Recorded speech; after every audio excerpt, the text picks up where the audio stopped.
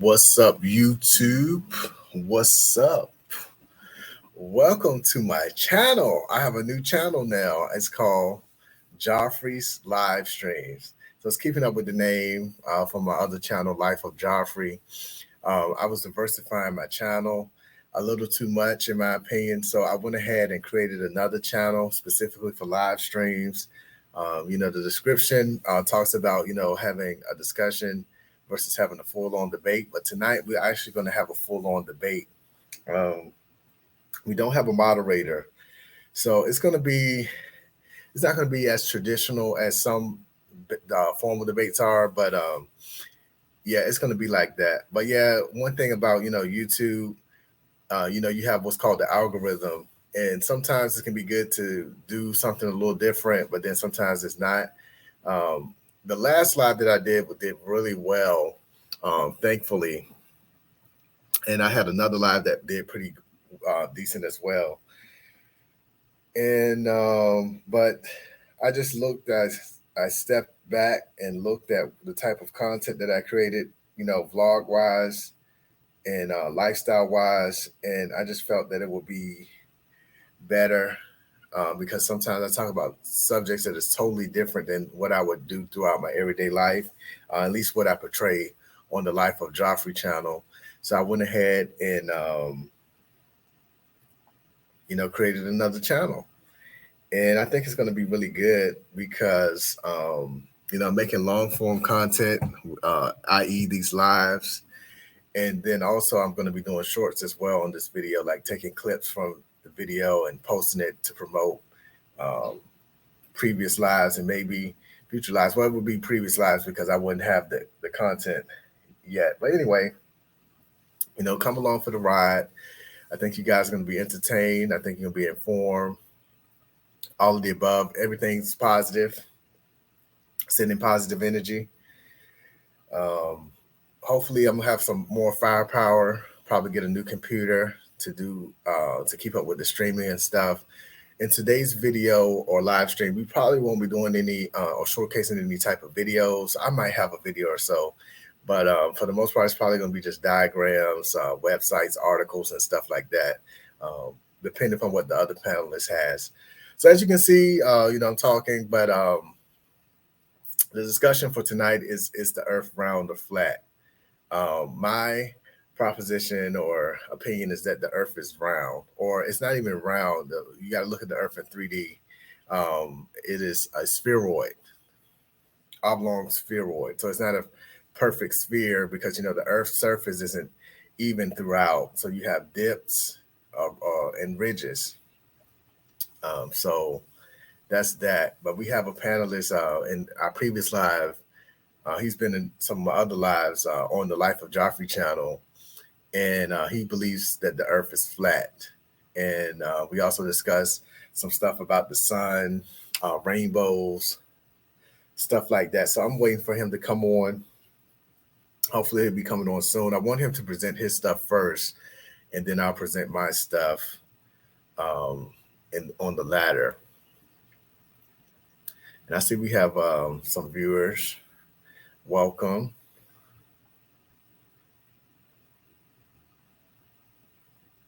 But yeah, if you feel compelled, comment. Most people, they watch the video on the replay, as we call it. Basically, after the live has premiered, people watch it after the fact.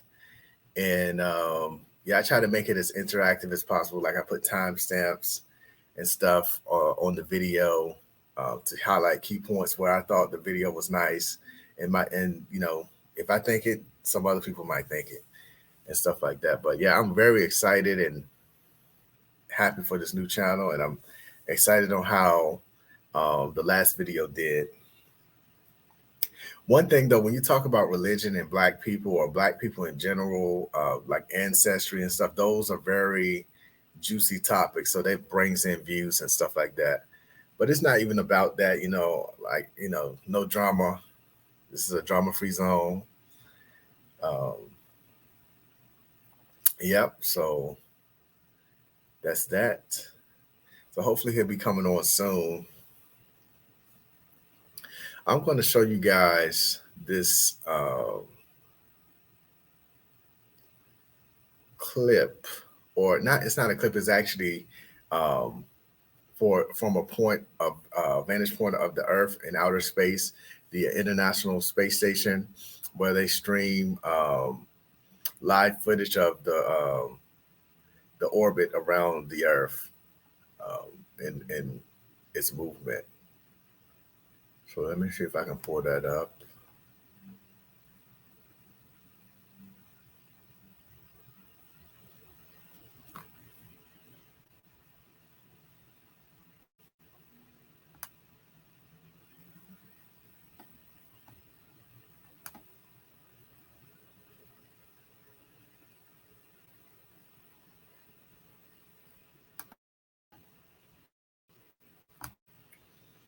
I'm about to share the screen. Hopefully, I don't have too many issues with Wi-Fi. Like I said, I'm gonna update my stuff. I'm gonna have some more firepower. But here we go.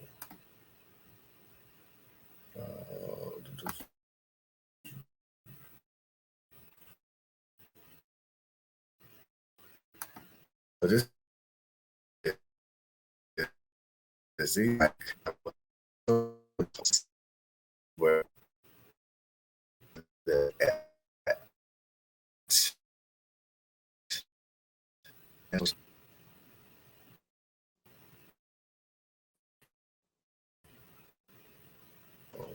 let's start going over some classifications.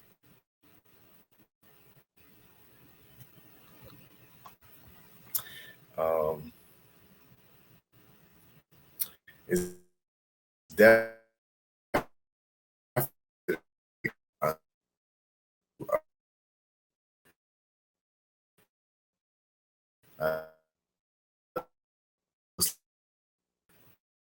uh, vantage point where you can see the curvature of the Earth and whatnot. But that's never here. There's so many other different ways that you can prove that the Earth is round or spheroid without even accounting for this type of data that we have right here. Yep. So, and fair use, fair use. It looks like it's streaming okay.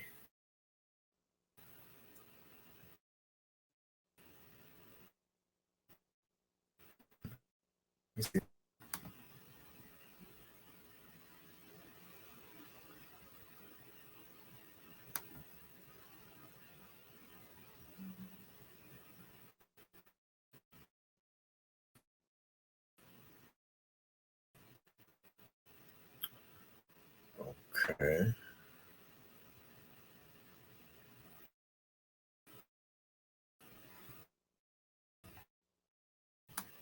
Let's see if we have another vantage point. Where I've because I'm pretty sure and confident that they have multiple cameras on this satellite, this spacecraft right here. But let's check this one out.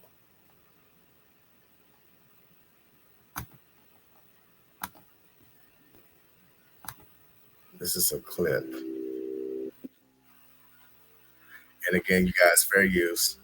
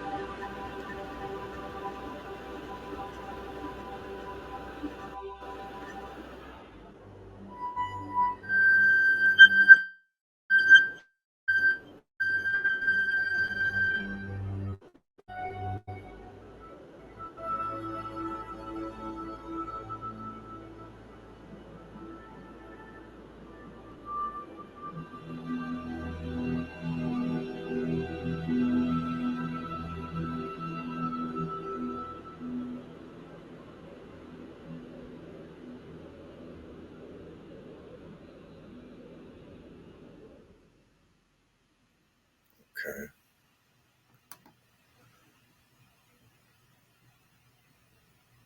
NASA. And that's more where that came from. And I apologize if it was some choppiness. Like it's just the internet is like how it is. My computer is old too. It's almost 7 years old. So, I was having okay. I was doing okay at first when I first started, but when I started adding other features and stuff and trying to do other things, that's how I end up having these issues and stuff. So, yeah. But anyway, we're gonna get some more firepower.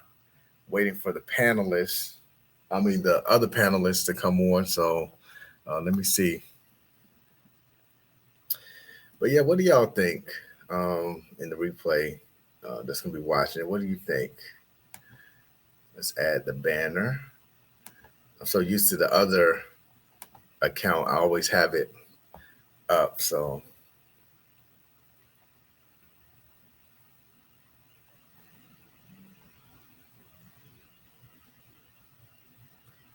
yep.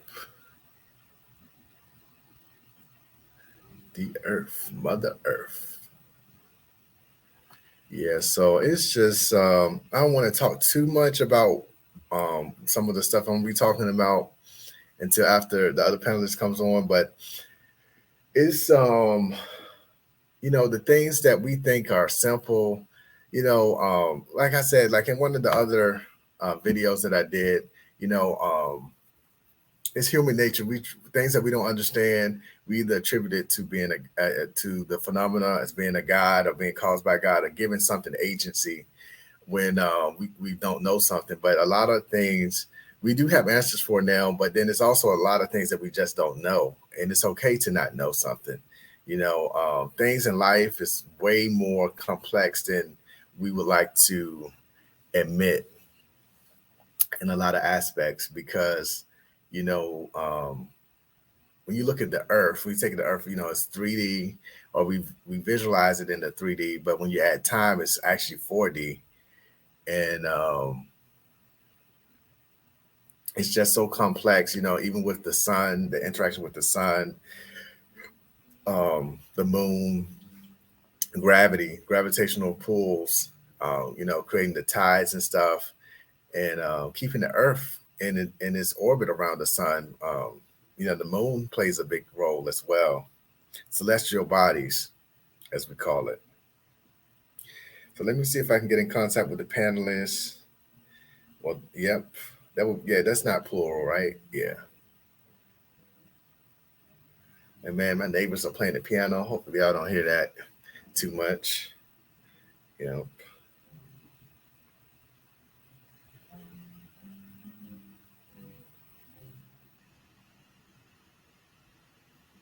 Yep. So, yeah, I just texted the guy, so he should be coming on shortly.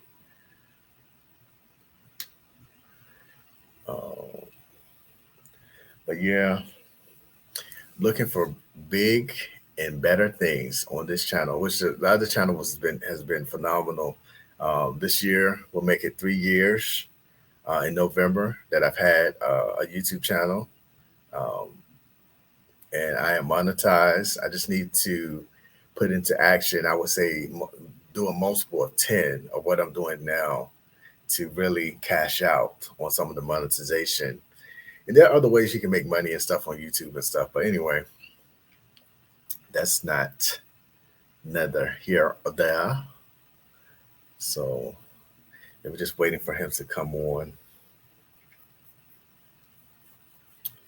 There's so much stuff. The earth. I just love the earth. And matter of fact, I'm going to give a background about myself. Anyone that knows me personally, especially as a kid, they knew that I was a weatherman. They called me the little weatherman or whatever. And anyone know they knew me to be that. And I actually did go to school to pursue a degree in meteorology. The only thing that caught me up was the math. People don't realize like any of these sciences, they involve STEM. So, it's, anything dealing with physics, um, you're going to deal with a lot of math to explain the phenomena. that's going on and stuff. So yeah, some of the same equations that the astronauts use, meteorologists use. Some of the same equations and formulas. Yeah, so it's all relative, but you definitely need that because really how they make these weather forecasts now is not even, like they did back in the day. You'd use charts and stuff and write stuff down on a map. They actually put information into computers from weather balloons that they take from data. It's other forms too, but that's the main thing. They send weather balloons up in the air and they measure humidity, um, temperatures, stuff like that. And they may actually have some that measure other chemicals in the atmosphere. So here, I hope he's ready. Let me check real quick. How you doing, Aaron? You ready? Yeah, what's up, Jeff? How you doing, man? Nothing much, nothing much. I don't see anything. Did you got your camera off? Yeah, I don't know why this is acting like that. I don't know. Oh, Yeah. are you able to share your screen? No. My laptop battery is dead. I don't have to charge it. Oh, well, what you can do, you can send me the information to my email if you want, and then we can do like a little slideshow or something.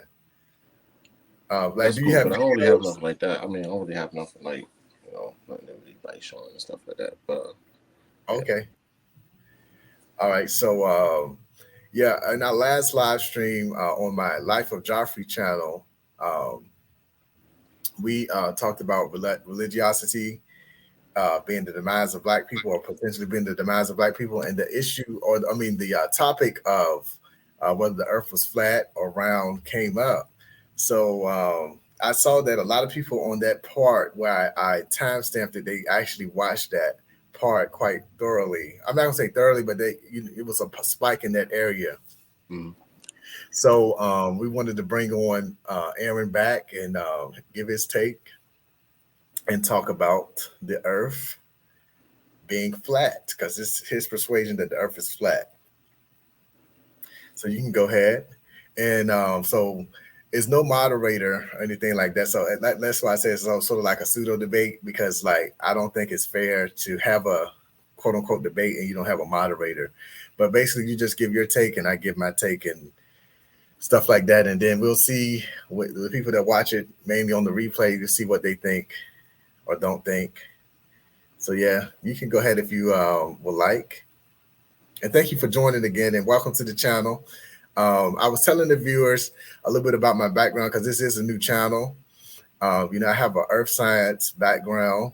Um, I'm an armchair meteorologist. A lot of people, as a kid, they knew me as the weatherman.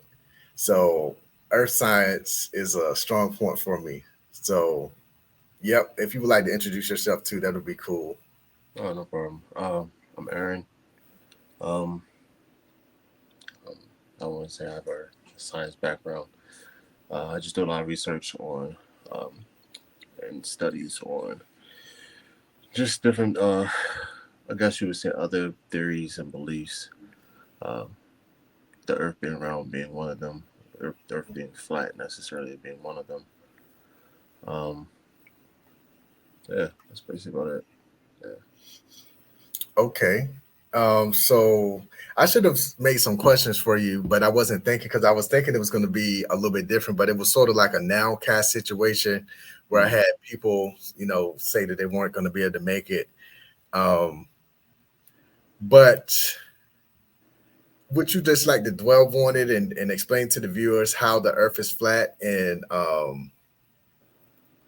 talk about the filament?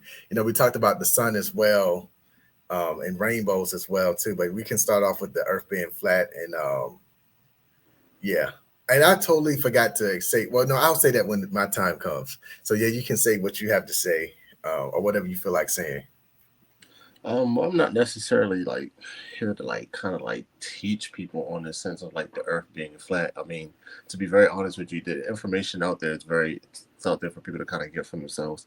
So I mean, necessarily, I don't have like a script or a timeline to teach people on how the Earth is flat. I mean, like we said on the last show, I mean, people have to stop necessarily in my opinion, looking at every science book because saying that is exactly what it is, and start looking with our own eyes and start sometimes questioning and using logical thinking with some things, and seeing what our eyes are actually showing us. Um, and in my opinion, I think the Earth being flat, has more proof and more actual legitimacy to it than it being round, especially with the Earth being round having so many like things that don't make sense, in my opinion. And would you like to elaborate what doesn't make sense? Uh, like one of the things that you brought up about black matter, to me that doesn't make sense. Like if it's something if it's something that's creating light to another object, how can there be darkness in between that and the object that's creating it, stopping light from everywhere else? That it just doesn't even make sense. Like if the sun has enough of light of an ability to light the earth and heat it, black matter shouldn't be stopping it in between from it lighting up the rest of space or whatever space is around it. Interesting. Interesting. Yeah. So is that pretty much all you have to say? I mean, no, there's other questions. We could Okay. open up with that. We could open up with that if you want to. All right. Well, let me put my I have some links and stuff like that. Um, so you guys, you know that I'm at the persuasion that the Earth is a spheroid, oblong spheroid. The reason why it's not a perfect sphere because if you do observe the Earth, from what we can observe, like as a person without, using any type of sonar or satellite data, Can I ask you a um, question real quick? yeah. So, how are you observing the Earth without using said data? And I want to say sonar it's based on it being flat, but I'm we're not just gonna. finished yet. I'm not finished what I'm But I'm asking on that. But as you're saying it, how are you saying. observing the Earth? So how a debate work? I mean, you know how a debate works because your field of stream works. So basically, you give your premises and stuff like that. Then I give my premises, and then we talk after the fact. So it's not Yeah. like it's not Questions.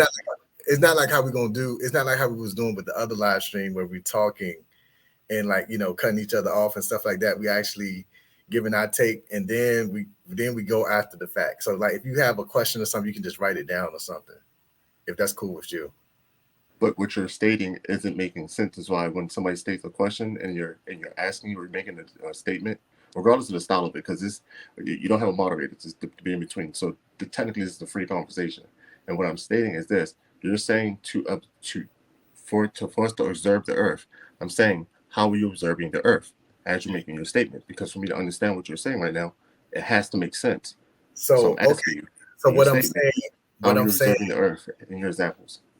what I'm saying from and I believe what I said is from what this so like for instance, if you observe the earth, you go out the earth, go out and like go into like a tall structure or something like that, you'll notice that the earth is flat. And I know we mentioned last time that also when you get on a flight, you cannot see the curvature of the earth. And that's the reason for that too, because you're not up at a certain altitude. But anyway, what I was saying is that the earth is not a complete um it's an oblong spheroid. But the reason why it's like that because we have dips, we have ridges, stuff like that. The earth is not a smooth surface. It's constantly moving. If you know about tectonic plates, plate tectonics, that's another reason why it's like that. The earth, of course, it has many layers. You have the mantle. Well, you have the earth's crust, you have the mantle, you have, I think they came up with the new one recently.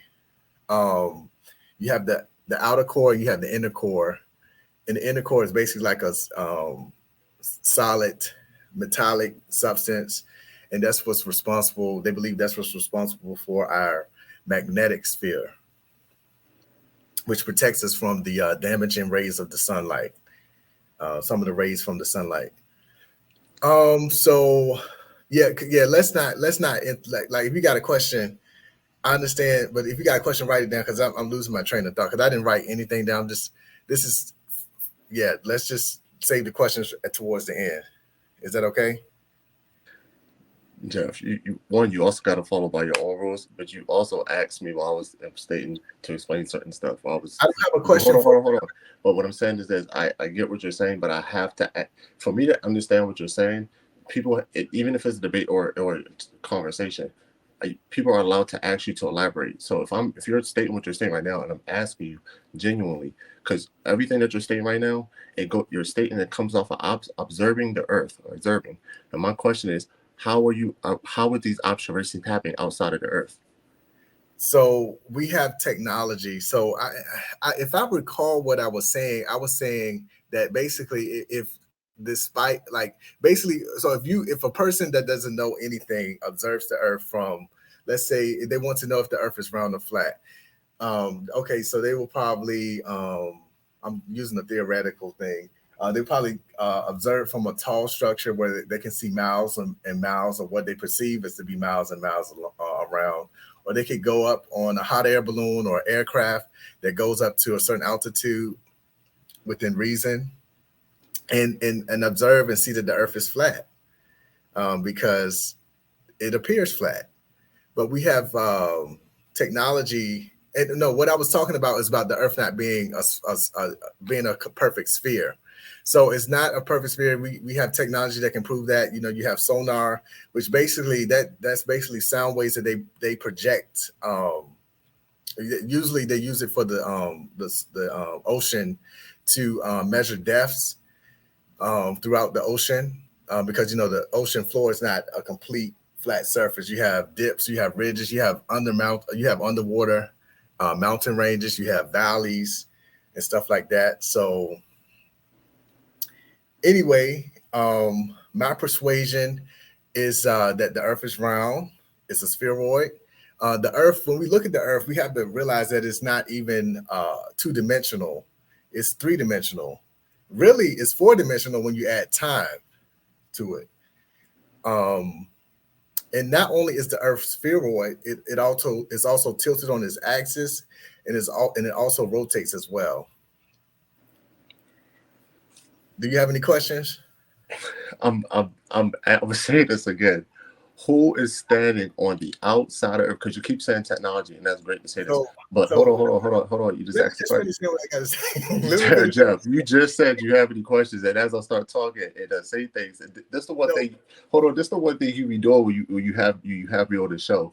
I'm not going to sit here and just be like go along with everything that you said, Jeff. And I you did asked that. me, hold on, you say you have any questions, and I do have questions because I'm gonna say this Okay, over and what's the over again. question? What's the question? You said the Earth is tilted on a axis. Who is standing on the outside with a ruler to say it's tilted on its axis? Hold on. And I know you just use technology as it is, what you're saying. But again, technology is not perfect, and it is not. And again, that is not you using your own. Just what I say, stop believing some things that because another person said it. Take your own experiences. Going in a plane is definitely high enough. Do you know how high planes go? Look it Yeah, up on Google. Hold on. Since you I know that. hold on. Look it up on Google. You said going to planes is not high enough. It is. That's what you said. Do I have questions? I'm questioning what you just said right now. And to me, what you just said does not make sense because you're not going outside in space, quote unquote, because I don't believe in space, quote unquote space, to see Earth being this not perfect spheroid tilted on its axis, making this turn. You didn't go out and see that. None of the science you're talking about going out and see that. You could say they shot whatever the heck it is into this outer space and they did that, but there's no proof that actually happened either. That's what I'm saying. So you asked a question, and everything you're going to state and pull out, I'm still going to question who name one of those scientists went out to outer space themselves and said, "Hey, I seen the Earth being on its axis spinning." Because no matter what you're going to say and say, that's going to be my main question to you every time you state another fact. I'm going to say, So did what you? would you do? Because if you here's the thing, because you've been on a plane and you So planes, what would you do? hold on, you've been on a plane and it does go high enough. It does not. Go on the Statue of Liberty, It go on the does not. tallest building in the world. Your entire it's going to be flat. Commercial aircraft normally fly on average around 30,000 feet, and that's is a reason because of that, right? Because and also because I remember you said something about oxygen and stuff. So it's a reason because of that, because the Earth's atmosphere gets thinner the higher you go up. Oxygen pretty much well, that's not even one of the gases that doesn't have anything to do with it, but the atmosphere gets thinner. You don't have as much gas to provide the lift for the aircraft. So that's why you don't fly up but so high.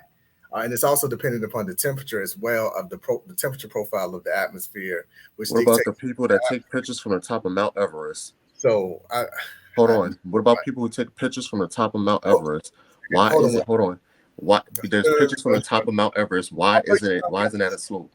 I know you might guess, and I appreciate you, but I don't think it's genuine. I don't think it's. I think it's ingenuine. I know. I don't think it's right because you didn't. I asked you to provide some evidence, like some like if you had something to show or something like that. And then I asked you, did you have anything else to say when you described, talked about the Earth briefly being flat and stuff like that. So I feel that I should just say what I have to say unimpeded because I didn't have any questions with what you had to say. You just asked me if I had any questions. You did. No, but When you go back I'm and watch saying this, you're going to see I yourself. Do you have any understand. questions? I And then I understand. responded. And I know what I said, but I'm going to say this now. Since I am talking, and just let me say what I have to say, and then write down the question because I feel like that's pretty much, don't make an argument. Don't try that way. If you listen to exactly what I'm saying, that way we can develop a good You can develop a good argument or counter to what I'm saying. You know what I'm saying? same premise, but all right, Jeff. You know that though, but I mean, No, I feel like I feel like the thing is you're mad at the fact that I'm rebuttaling you with questions that you can't answer, and instead, hold on, doesn't instead matter. It doesn't it matter. is, and then you want to control that, It so it's doesn't. okay. It doesn't It's your matter. show. You right? Go ahead. It doesn't matter if I can answer the question with what the It answer does. It shows that you don't want to answer my question, but you want to control what was said, which is because which is realistically, negative. But all right, go ahead. yeah, but it's not that I want to control anything or what you say because you had the time to say what you had to say. You had also the time to prove what you had to prove, and of the viewers like is like I say is friendly. I hope you consider it as friendly, but they're not gonna. That's not convincing. Just saying that the Earth is flat and stuff doesn't make sense. That's not answering the question either. If you want to be honest, Jeff, I'm asking you valid questions because it you're right. doesn't matter. It does, Jeff. That's the problem with you. Because That's the problem with you it not doesn't matter. understanding. When I ask you a question, you want to run off and be like, oh no, instead of answering it. When you ask In me a the last question, I live answer stream, your sir, question directly. last live You're stream, afraid of direct question, and I just asked you no, something it correctly. has nothing Directly, to and do. then you backtrack on your own word because if you ask me a question, I'm going to answer it. You literally stopped and said, "Do you have Okay, anything?" so okay, And then so you got mad when I answered your question and said, "Okay, so who's on the I'm outside looking not mad. judgment?" I'm not mad, You sir. I'm then not then when mad. then when you asked me to if I had any questions and I asked you the question, this wouldn't have been your answer. Your response would have been the answer to the question, or you don't have the answer to it. And so Okay, that's what it is. Because no, you literally stopped when you was talking. When you brought up the whole axis, everything, I didn't say anything at all. You asked me not to cut you off, so I didn't. Then you paused and said, "You got any questions?" And I answered you, and now you're saying this because you don't like the fact that I have questions that you can't answer. it doesn't matter. Even the fact that I can't That is such a even defensive if I reflection. But can't go ahead. answer Go questions, ahead, even if, Jeff. We don't gotta go. We don't no, have to no, go no, back and forth about that. If you want to control the topic and the narrative, how of it's going to go, course. go ahead. But don't you know that's how a debate works? So the person presents their premise, the other person presents their premise, and then and that's also uninterrupted. And then the other person, they jot down notes or something like that, and then they give rebuttals. That's basically how a lot of these virtual debates work, and even in person. I mean, I thought you would know that. Jeff, I'm not having no. To be honest with you, I was not under the impression that we're going to sit here and have like the great debaters type of thing where you're going to say your piece and I'm going to jot down notes. We're both educated adults. We can have very educated conversations without having to like jot down notes back and forth. If you're Okay, talking and hold on, if you're talking and make a point, hold on. See, the persuasion thing is, is, it's got but to don't go both ways in a interrupt. matter of respect. It's got to go both ways in a matter of respect and fairness. I just sat here and listened to you, and when I go into moments and topics where it forces you to be confronted with things that you're not doing right yourself, you like to backtrack on that. So if It again, doesn't if we're, matter. we're both, That hold on, we're doesn't both. that doesn't disprove whether the Earth is round or flat. The fact Listen. that It doesn't disprove it, but it also doesn't disprove. It does disprove the fact that one, when you're going into a conversation, debating or not, you have to be willing to answer or admit if you can answer and not answer a question. And when you asked me if I had any questions, I answered it. You also Okay, have to that's stand with cool. what you're Okay, let's saying. forget that. Let's forget that. So going forward, and if you don't want to participate, then that's okay because you gave your piece. I have a whole bunch of articles, not a whole bunch of articles, but I have some articles. I also have some live data from the International Space Station that I can show you guys as well.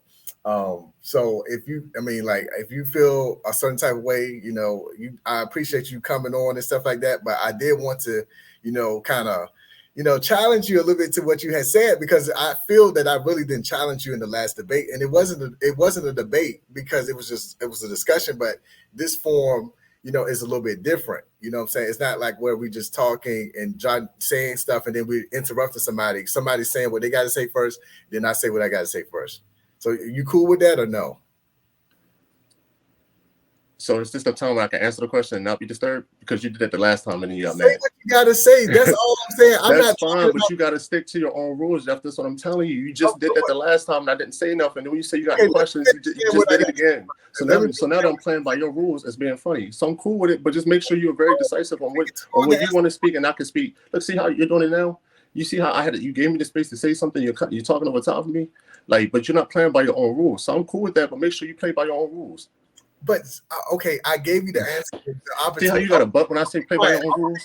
I'm gonna be quiet. Because you see, when you say stuff like that, that's why next time I know if I do have an actual debate with you, I need to really have a paper and pen to make sure I'm solid in what I'm saying, which I am solid with what I'm saying, because I have, this is just like background knowledge for me. This is just general knowledge. So you don't even need, you can do a regular Google search and all the information I'm saying. And I'm also link this in the description for the video as well. So just say what you got to say, because what are you trying to get across anyway? I was just saying what I had to say, and you had a question, and I mean, you weren't you weren't asking fast enough or something. So just say what you got to say real quick, and I'm not going to interrupt you. Okay. So we'll repeat this again because my question is going to be the same. And I might not answer your question. That's perfectly fine. I respect that. Thank you. That's clarifying how. Okay. Thank you. Who have you or who is doing these observations for themselves? Because my thing is this, my whole counter argument is this to your articles and stuff. I like to go off of my own eyes, what I see, and then other stuff as well. So there's other studies as well. I can go into the whole study with I forgot what the strong camera, like P92 camera or whatever. Like for me, again, you can go off of these studies from the Space Science Museum, like all that other stuff as much as you want. Did you see these things for yourself? Like you see when you've been in a plane. And I will be honest with you. I will answer that. I have not seen, I have not actually been to outer space and seen that the Earth was tilted in perspective to how they portray it or how it's being interpreted as. But there have been measurements. So let me just tell you something about that. And even with the Earth spin and how they can tell how fast it is. So you don't have to be out from, like, for instance, let's say we have a globe right here, a globe. Are you looking at me in the video? Yeah, I really wish my camera was working because I don't want you to feel like I'm not paying attention. I am. I'm really. Oh, no, I just don't want to restart the jump. But yeah, I can see you. You get, so you have a globe. So imagine you have a globe, and most of the globes there are tilted on the axis. You see in the schoolhouse. So I'm sounding country, but in the school, and you see that they're tilted on the axis. You can spin it around, and that process is called inertia. When you add force to something, and inertia is the ability or the likeliness of something to keep moving when a force is pushed acted upon it. But anyway, so you see that. And you can tell if you had something to measure, like maybe one of those little guns with the speed guns, you can see how fast that's going, right? Absolutely. But you had people back in the Middle Ages. What did you call that? Because I might take your advice there. Try to write some things down because I love these examples you're giving because I got some good questions. What you call it again? What that you said is what outside force making the Earth spin? What is that called? Inertia. Thank you. Okay. Mm-hmm. Yeah, inertia. Yeah, it's similar to what we were talking about with the little tornado and the little bottle thing, and how that's another force outside. Do that motion again with your hand. I want you to keep it down. The spinning motion with the bottle. Okay. I want you to keep in motion of everything I'm asking you because it's gonna make sense. But go ahead. You said don't make sense. It's going to, but go ahead. Okay, cool. Mm-hmm. All right, so you had people during the Middle Ages or whatever that time frame. Don't quote me on the time frame. I'm not going to even give a quote, but doing Pythagorean, doing the philosophies in the Enlightenment period where people was discovering mathematics and stuff like that. You had people that was debating whether the Earth was round or flat during that time. And of course, it wasn't just that people would be ostracized or debating stuff. People would be killed for those beliefs.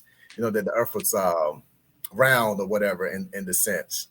So either way, you have people that can take the circumference of the Earth, and so it goes back to like the sundials when they used to measure the angles of the sun.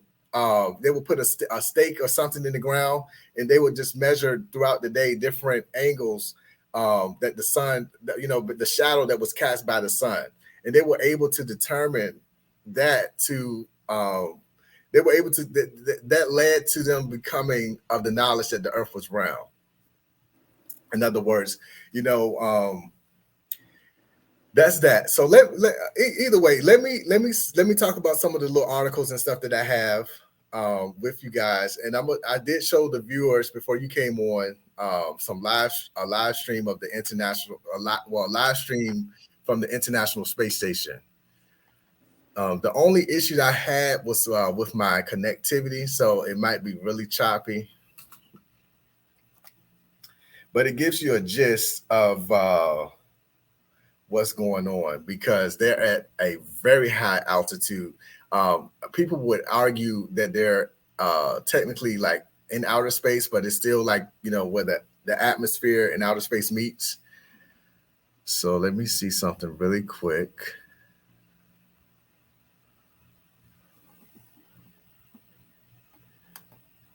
You can still see me, right? Yeah, I can see you. Okay, cool.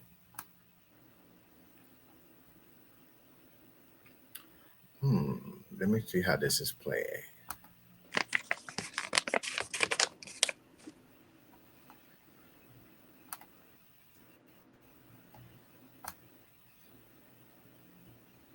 Yeah, it looks like the camera is down, or one of the cameras is down. But yeah, I'm gonna put this link in the description. I'm gonna share this screen with you guys, and they actually have where they map out the location of the International Space Station based, the trajectory around the globe. So let's show this.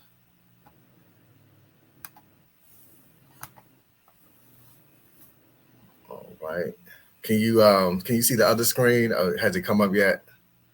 Yeah, it's popped up. Okay. Yeah, it's probably not gonna play clear. So yeah, this is the live stream. At first, it was showing um, it was showing the body of water on the International Space Station. Let me go back. Shoot, it closed. Let me go back to the thing where it plots.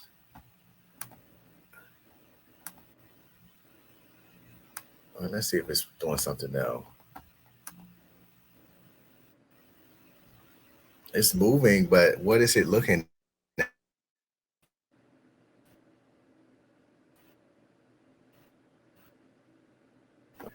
This is showing the night. I don't see. Are you saying what I'm saying? Are you saying like and also, and this is also evidence that the Earth is tilted. With the seasons that we experience, if you look closely, you can see that the sliver of night is getting very smaller over the northern hemisphere because we're about to encroach on summer. And then if you look in the southern hemisphere, you have longer swath of darkness, and pretty much Antarctica is shrouded in darkness. And you can see near the poles, they're probably still experiencing. Yeah, because it's May. I've lived up in I have some friends that were in the military that lived up in Alaska, and they still experience daylight, a form of daylight, even at like 10, 11, and then during the summer months, the sun doesn't go down at all at the northern tips towards the Arctic Circle. But yeah, that's a bummer. We don't have this.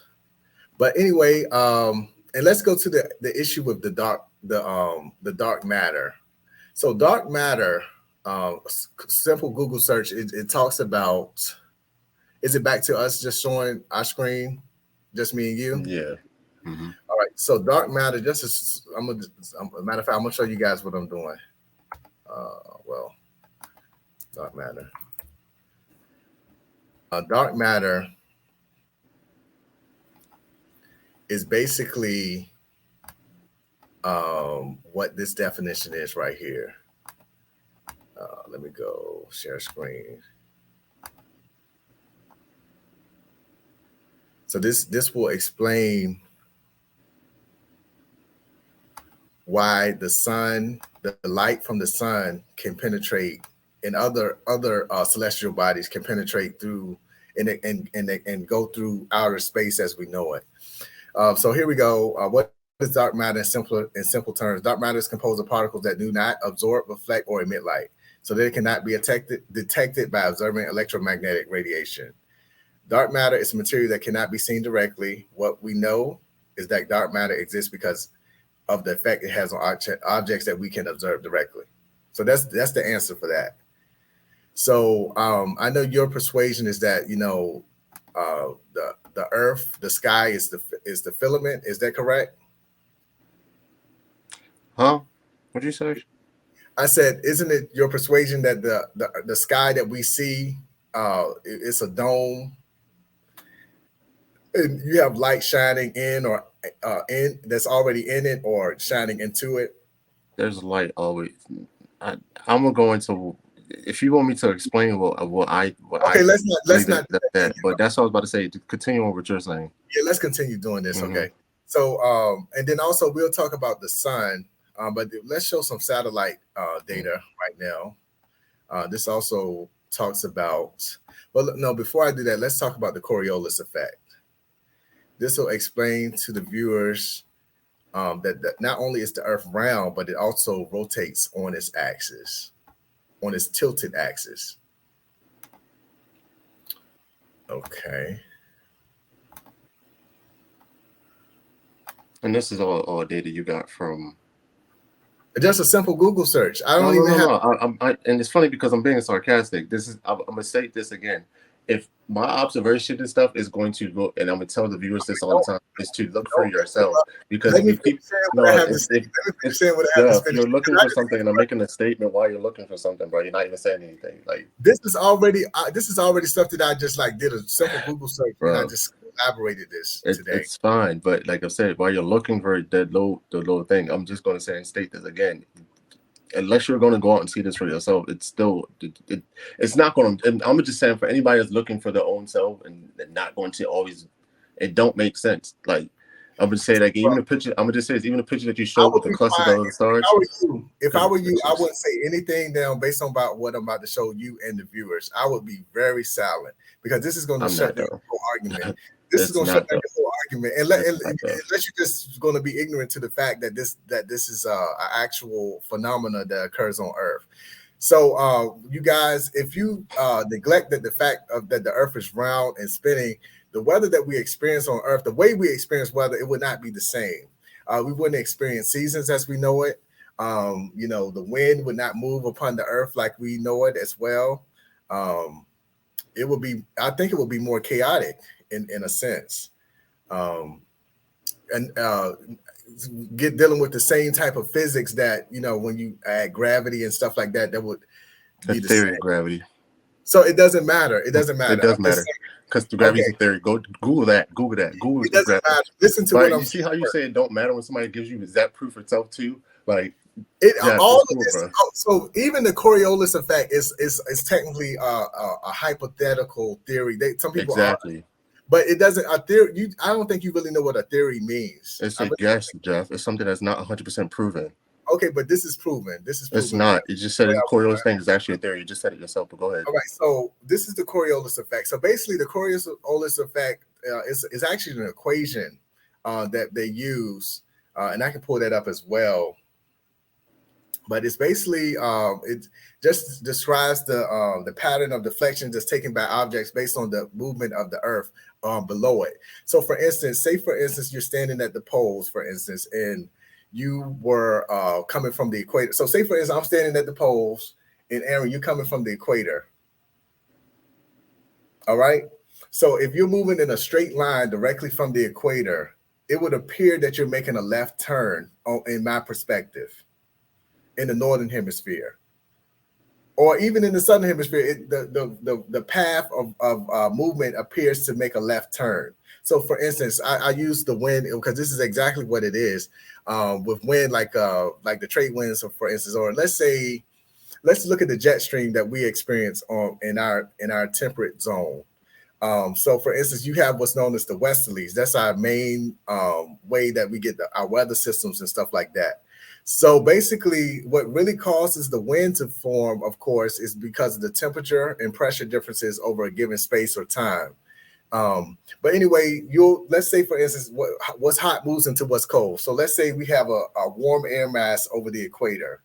And of course, that warm air wants to move to the area where it's cooler to even the earth out. It wants to be balanced. So as that happens, so let's look at Aaron moving. Let's pretend he's a warm air mass and he's moving towards the equator. Okay, so I'm standing at the pole, right? So as he comes up from south to north, it would appear that he's making a left turn. And in action, he is making a left turn because that southerly wind becomes a westerly wind because underneath that wind over time, because the earth is very expansive, it's filling the earth's rotation. It is another phenomenon that experiences that cyclones. So I think I have another. Oh, well, let's look at this diagram real quick. If you've ever watched the news during a hurricane or wintertime nor'easter, you've probably noticed that big storms spin over time as they travel. In the northern hemisphere, they spin counterclockwise. But if you were watching a storm in the southern hemisphere, you'd see it spinning clockwise. Why do storms spin in different directions depending on their location? And why do they spin in the first place? Hold on one second, because I'm not seeing this on the thing. Are you seeing this? Yeah. Okay, but I'm not seeing it on the stream. So, yes, it is. It's showing.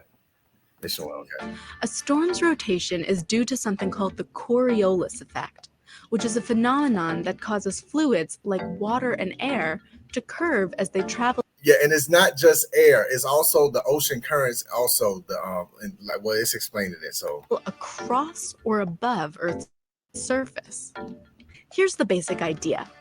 Earth is constantly spinning around its axis from west to east. But because Earth is a sphere and wider in the middle, points on the equator are actually spinning faster around the axis than points near the poles. So imagine you were standing in Texas and had a magic paper airplane that could travel hundreds of miles. If you threw your airplane directly northward, you might think it would land straight north, maybe somewhere in Nebraska. But Texas is actually spinning around Earth's axis faster than Nebraska is, because it's closer to the equator. That means that the paper airplane is spinning faster as well, and when you throw it, that spinning momentum is conserved. So if you threw your paper airplane in a straight line toward the north, it would land somewhere to the right of Nebraska, maybe in Delaware. Yeah, and then in this case, if you're starting at the perspective, it's going to be to your right. But if you're looking from from the north, it will appear that it's moving from the left. So same thing. So from your point of view in Texas, the plane would have taken a curved path to the right. The opposite would happen in the southern hemisphere. An object traveling from the equator to the south would get deflected to the left. So what does this have to do with hurricane spinning? Well, at the center of every hurricane is an area of very low pressure. As a result, the high-pressure air surrounding the center, or eye, of a storm is constantly rushing toward the low-pressure void in the middle. But because of the Coriolis effect, the air rushing toward the center is deflected off course. In the northern hemisphere, the volumes of air on all sides of the eye keep getting tugged slightly to the right.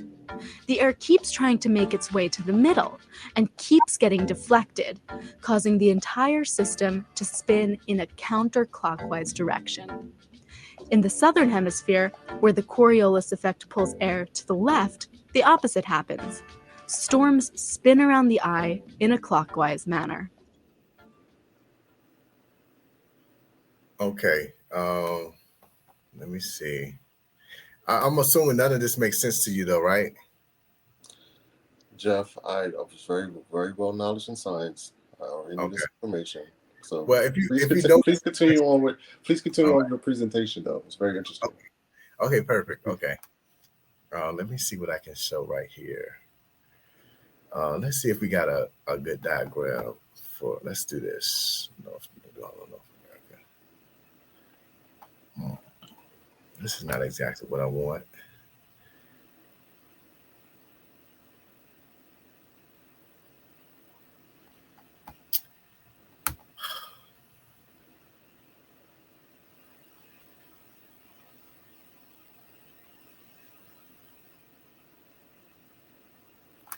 Well, I'm gonna just show this just show the viewers that satellite data, satellites are real. They're actually out there in outer space.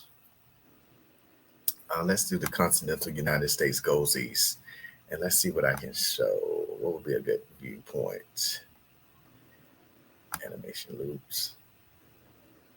And it's funny because we've been affected by this storm the last few days that's been producing our weather, our rain, and some of the severe weather that some of the other areas have been getting. Let's see. Let's try this. Funny. Seems to be the same type of weather we get every April, May. It doesn't matter. I'm just. It's funny when somebody, Jeff, that is your frame. That should be your slogan for every time somebody counters anything you say. It doesn't matter, and that's fine if you want to say that. But even because you love science so much, but hold on for a second, Jeff. You get so triggered when somebody says something. Like, what is the point? Like, I don't even understand that. What is the point? I think you're not triggered.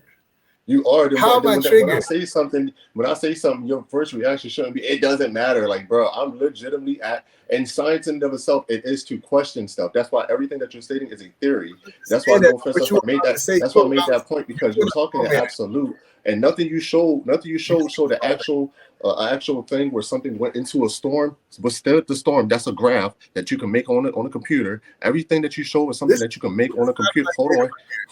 See, that's what I'm trying to say. When I say something real to you, you do that, and it's like, it's cool. So go ahead, continue. That's why I said continue on, because you don't want to hear nobody else provide you with any questioning, which is a part of scientific study, is to provide any questioning to you. If you just want to sit here and throw a whole bunch of stuff that you found on the website, which is fine. I can say and find a whole bunch of stuff on the website. Hold on websites too as well. But I'm sorry, I thought we were going to have a conversation. I thought we were going to have a conversation and a respectful debate. But you, like I said, you don't want nobody to challenge you on your thing. So it's cool. Go ahead.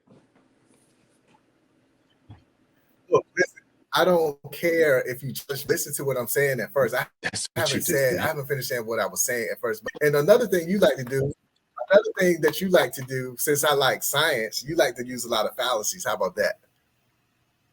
Jeff, that's fine, but I'm gonna sit here and say this again. What a fallacy is, right? If I'm asking you a question and you say it doesn't matter, that is legitimately deflecting you answering the question. I know, and legitimately, all I said was this. One of the things that I'm questioning as we're looking at this as science for ourselves, and one thing I'm questioning is the fact that none of these studies, nothing is showing you the actuality of a storm happening. They're sending whatever testing that they're using into these storms, withstanding the storm, being against storm itself, and then coming out and pulling out these studies. No, they're using graphs and things that I can create. I can create what you have on the screen right now on my computer and say this is the study and this is XYZ. This is what I was asking, and I'm not trying to be smart enough like that. When I say for your viewers, see, this is what I'm talking about. When somebody starts questioning your line of thinking, you do that. You have to stop cutting people off. Jeff. Like, what are you talking about? But it's like, go ahead, yo. Because honestly, like I said, it's a point where you just want to control it. So go ahead. Strawman, that's you. You're the king of fallacies. How about that? Since you want to, you can sit here and try to do digs and try to get triggered again, like I said. But regardless of it, I'm questioning your line of thinking with actual questions, and instead of you actually addressing it, you're deflecting it off. And I'm addressing exactly what I'm saying right now. Everything you have shown has not been. Okay, it doesn't matter. What you was about to That's your say favorite when I thing. was about to do this, what you were about to say, you was about to say, well, storms happen this time of year or something like that. Weren't you about to say that? Everything that you're stating happens the same. It happens this time of year. Okay. Storms, rain. Okay, it doesn't matter. I'm just showing. Because you're making it seem like that this storm is affecting our weather this year, and it doesn't. This is the same type of weather we have this time of year all the time. I'm just saying. I'm just explaining to you guys that this is what's going on now with our weather in the Mid-Atlantic region. You see this big spin right here? It's the same thing that happens every year. We're going through spring. Okay, we're not saying that. We're not saying that. What did I say that inference because that? I'm just saying. You said, look at this storm and how it's affecting our weather. What I'm stating is this: the weather and stuff it stays the same. So these storms and stuff is not proving anything because if it's affecting it, weather gets affected by other weather all the time. So Jeff, listen to what I'm saying. And if this is what you have to understand. When people are questioning something, you don't have to get frustrated and be like, it doesn't matter. It's a question, and you call this a debate, but realistically, you want to try to educate me on something I already know, which is why I question it. Because no matter what you don't know, because you do not know. I've seen this stuff, and the problem is you keep thinking that I don't. That's the problem. If you knew, you wouldn't have said the stuff you said in the last live stream. And I wasn't going to get to that. I wasn't going to even get to that. I wasn't going to even get to that. Here's the thing, Jeff. Here's the thing. You're not saying nothing new is what I'm talking about. All the stuff that you're talking about, it does not prove. Jeff, you have to understand when somebody is talking and making their statement too, you have to be able to sit and listen to them say stuff as much as you want them to sit and listen to you. But you don't want to do that, which is fine, especially because this is your show. That's fine. But Jeff, that is not how you have a conversation or debate. But go ahead. Like I'm gonna keep doing it every time you get triggered and you say it don't matter and then you start talking over the top. I'm gonna just let you go ahead and keep talking. I'm honestly not triggered though. I'm not triggered. Then let me finish my statements. Stop getting mad and say it don't matter, and that's just what I'm saying because I'm providing actual questions when you're talking. Okay, so no, you don't need to provide any questions. Really, you need to provide. That's evidence. Exactly my point. You want to sit here and have it. If this is what you wanted to do, then you shouldn't invite somebody on their show just to try to sit them down like they're a child to educate them. Jeff, I don't need you to do that, and that's what you're doing. And so now instead of sitting here and again, you want to call it like big Strawman all of a sudden third. No, I'm just not going to sit here and let you try to sit me down and talk. And it's a conversation. I'm a grown man. And if I provide you with an actual solid question, you should be a man enough yourself to answer it. Or say, you know what, I don't actually want to answer the question. But instead you get triggered. to start trying to cut somebody off, which is in my opinion very feminine because you can't handle a conversation without talking over top of somebody. So if you want to have a conversation with me, actually let me say what I have to say too, and then you can say. But again, if you want to control your show like that, then that's fine. Control your show like that. But don't invite me on your show, honestly, ever again. If you're not going to allow me to say by questioning, or you think you're going to talk down on me in a way just because you think you have an answer to something when you don't necessarily have an answer, Jeff. Because when I asked you a question, did you stand out and said, did you look out and see that everyone answers? You couldn't answer that question. And I asked you if you went out and said these things, you couldn't answer that question. When I said for your viewers to use their own eyes, stop believing shit that you can put on your own website. I can create everything you just made up. I can make that on my computer. I can do that. I can make that on my computer. I can make that on my computer. That's the problem with you. See, you're mad because I can do that. What you just pulled up, anybody can make a map, anybody can make a CGI thing. That stuff is easy. Like, that's the problem. So when I say actually use your own eyes, go on top of the tallest building, go into a plane, look out and you see it being flat. When you talk about the horizon, you can use a camera that actually sees the same boat that looks like it went over horizon. You can literally see that shit. But what you would rather do, instead of actually having a conversation back and forth, you try to sit here and try to sit me down, Jeff. Don't do that. And then when I question the shit that you're bringing up, don't be mad that I have a question for it because I'm not a dumb person. You want to keep sitting there and showing me these old fake ass cards. Okay, so nobody brought up your intelligence until you actually brought it up. So and this is not just for you. I'm doing this for the people that's going to be watching it in the replay and the people that might be watching it now, whatever. So what you're saying is not absolute. So don't sit here and say that I don't know what you said there and said was that. Well, I'm gonna tell you. You're gonna go back and watch what you say to people because I'm not dumb, and I'm gonna say, and I brought it up because you said and said, well, you don't know, and this and third, Jeff. I know what I'm talking about. Just because specifically what you're saying, and if I say and say, Jeff, what you're talking about is a theory. And you're like, that doesn't matter. It does matter because that means it's not 100% proven. It's not sound. And then Jeff, I know that. I've said that's what I believe. I'm not telling you that it's 100% fact. Exactly. So why would you go around and say something like that? But that's because you said it's fact. That's my thing. I'm not saying what I'm saying is fact. I said I don't believe the earth is round. I believe it's flat, and I actually don't believe it's actual. I don't believe it's actually the way you think it's flat. I don't agree. Everybody thinks it's flat. So that's why I said I thought we was having a conversation of a debate on what we actually believe. Because you probably think I think the earth is an actual flat, regular. What people think. I don't think that way. But it's what were you saying in the last live stream then, sir? That I believe the Earth is a flat plane, yes, but I do not believe the Earth is round. I don't think it's like a flat piece of paper. Jeff, hold on. Like, what if somebody saying say this again? If we're going to talk, it's a flat plane. Necessarily, it doesn't mean that it has like, it's like a, like it's like a flat, like this. Oh, you can't see my screen. I know what you're talking about. Yeah, it's you mean that it's flat, again, but it's got uneven surfaces and stuff like that, right?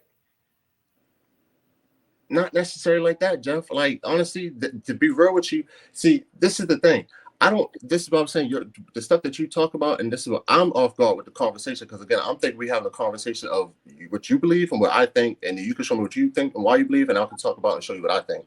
Again, when you come into the conversation and making it seem like you're about to try to teach me something, is where I'm gonna be like, okay, we're not having the right type of conversation. So again, I don't believe the Earth is a round spheroid, and I don't believe it's flat like the way people just depict it. I think we're on flat lands, of course, but realistically, I don't even think the Earth in and of itself was an actual, like, I think for the land masses, the land mass keep going in, the water mass can keep going in itself. I don't think it has like a, like, to kind of, to me, it's in the same aspect of like trying to think about God. It's not. You can't see the Earth on the outside. That's my whole point. Like, to say it's on a spheroid or it's flat is unprovable. You can't prove that. So yeah, hold on. So that's why I'm sitting here saying I don't believe the Earth is, to me, a spheroid or round, and I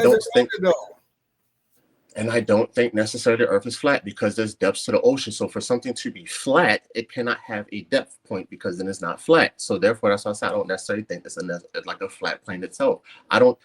To have these type of conversations, Jeff, in my opinion, you have to be open-minded. You can't just be one-track minded. I don't necessarily think that the way they see or track the weather is necessarily wrong. I just don't believe in the way they depict space. I don't believe that, and I don't believe the way they depict the wild stars and our solar system work. I don't agree with that. That's my point. So when we have conversations and you're trying to shut down me questioning your line of thinking or questioning what you're showing me because you think that I'm trying to be combative, that's not the conversation we're having. I'm genuinely questioning what you're saying, because in my opinion, I wasn't trying to be insulting. Everything that you did show me, in my opinion, can be created. I've seen people, I have people in the classrooms who made charts like that. Not saying the exact same ones, but I'm saying that can be made. Just like you can sit here and say, you know what, I've been in places like the whole boat theory, and I can say, you know what, that makes sense. It's not the type of conversation I'm telling you that you're 100% wrong, because some of the things you say do make sense, like about the weather. I get what you're saying, that other weather affects it. That's cool. But in my opinion, that doesn't prove that the Earth is a spheroid. It just proves that you can track how the weather is affected on one side of the equator, or not the equator, one side of the Earth from one plane to the other. It's varying hemispheres. But when I listen to you, man, so like I'm gonna just be upfront with you. Like I didn't bring you up here to make you feel dumb or anything. If you feel like that, that's not the point. I told you it was gonna be a pseudo debate, and I gave you the answer. I gave you the criteria before. I mean, I can look back at the text messages and stuff. I gave you a voice message and everything. So I don't know why you feel that way, but it like. This all. Let's talk about the sun, because you said the sun was a ball of fire, and you are aware of the different forms. I said the sun was light, not necessarily a ball of fire. If I said it was fire, okay. And I said we quote unquote say it's fire. That's what I said. And it gives us heat. In that matter, yes, that's what it said. You said that oxygen needs fire. It does. It does. That's fact. That's what science says, right? And guess what type of reaction that is? But it does need oxygen, right? Guess what type of reaction that is, though? I don't know, but does that need oxygen, right? Exactly. So it's a chemical reaction. Okay, but does that need oxygen? The sun is not powered by oxygen. The sun's reaction, which produces heat and radiation, or is not even really heat as we know it, like as from a flame, is transferred through electromagnetic radiation. And I said, you see these things, right? It's demonstrable. You have different devices that can measure different types of radiation that's given away from the sun. So it don't matter about what I think. It's about what it is. Jeff, I'm gonna repeat this again. These devices that you're talking about, bro. Jeff, I'm gonna keep repeating this over and over again. If you're not actually doing this stuff for yourself, You don't have Jeff, stop evidence. getting triggered when I say stuff to jump in, bro. Like, stop. I'm not Like, triggered. Then let me finish what I have to say, because when you listen, Jeff, no, listen, when you say what you had to say, I didn't jump in over top of you. That's how I know. Then let me finish what I have to say. And I'm not saying triggered and necessarily like you're mad. I'm saying triggered like it's you want to correct it. That's what I'm talking about. So let's define it a little bit better. Triggering can be multiple things, but what I'm saying, you don't like what I'm saying, which is why it's triggering you to cut me off. You're doing the same Jeff, thing. when you describe your stuff, I'm not jumping into everything you're saying, and I specifically stopped because you felt like I was doing that so you couldn't talk, and this was your show, and I agree with you on that one. So therefore, when you start talking and making your points, because it is your show and I respect for that, I stop talking. But when I start questioning you, you jump in, and it's like, yo, you're just getting triggered at the fact that I'm saying something that you might disagree with. You might not be mad because I'm not saying you're triggered because you're mad, but you might disagree with, and you're trying to correct me. And what I'm saying is this: I'm gonna repeat this over and over again. My standpoints on things is always going to stand from this. This is what people, I'm just going off what science says. It emits heat, it's a hot source, heat source, all this other stuff, right? Hold on. The sun itself this is what I'm saying, it's a heat source and all this other stuff itself. But in order to be on fire or heat, or regardless of what you're saying, you said it's a chemical reaction, right? It's a chemical reaction, right? No, hold on. The fire that we have is a chemical reaction. The sun is a nuclear reaction. I shouldn't even have to educate you about Jeff. Fire itself is a natural element that we have. Volcanoes naturally have fire. That's a natural element. Fire either. That's so hold on. Volcano. All right, so let me correct myself. Volcanoes cannot naturally start fire. Hold on, no, Jeff. Hold on. Let me correct myself then. So let me correct it then, because you want to be specific. So lava does not start natural fires by itself. Australia did not. Hold on. Australia did not go through natural forest fires because it was too hot, right? Well, they actually had lightning strikes that caused the fire. See, this is what I'm saying, Jeff. Look, when I say with this natural forest fires, there's natural fires that happen.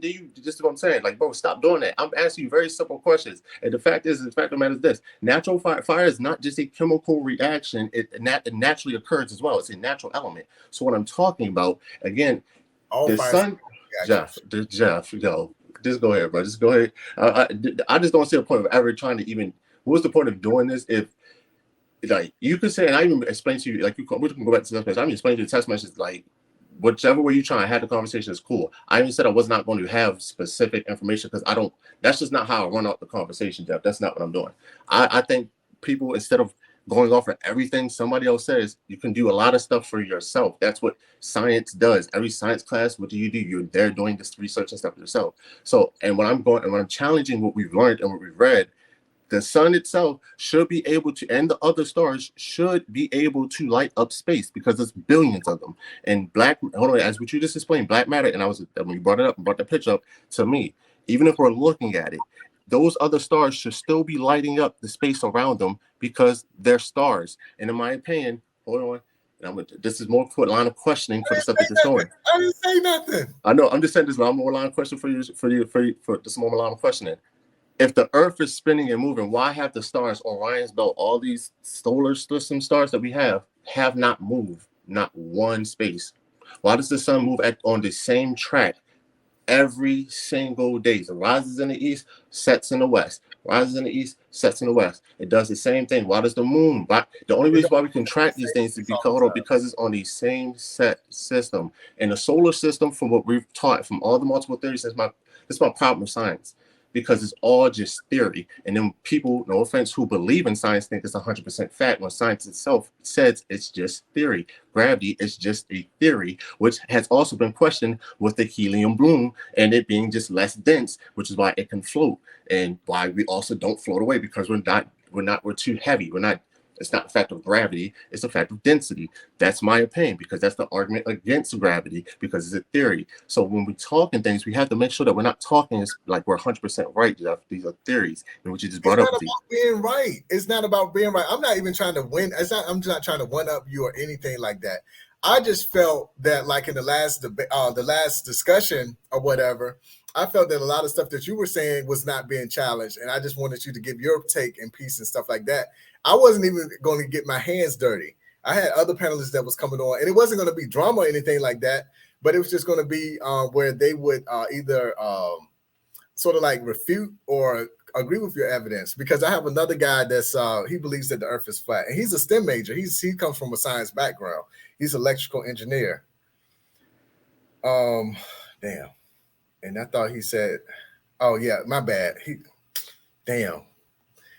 Did you want to bring another guy on? Jeff, this is your show, bro. Like, and I'm gonna say this. I No, look, I I'm wanted cool with the like conversation, bro. But you show you gotta this. stop Show you, cutting me off with a question, man. this is how I show you respect. It's because like if I wasn't being respectful, I could have made a video. You know, I wouldn't do that. I could have made a video like bashing you or something like that. I feel Hey, that that look, would. you can do whatever you want. I Like, wouldn't look, do that though. I look, man. Let me tell you this, man, and that's why I love your shows where you bring me over about religion, bro.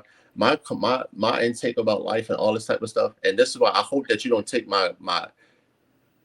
I was triggered a little bit when you throw in the little manly thing, but like it's just me being. I'm just a very I don't want to say aggressive, but I'm a very strong argumentative type of person. So when I have conversations, I do talk with a lot of confidence, and it's not me believing I'm 100% right. But I think just as anybody, when you have a conversation, you should have a level of confidence in what you're speaking on.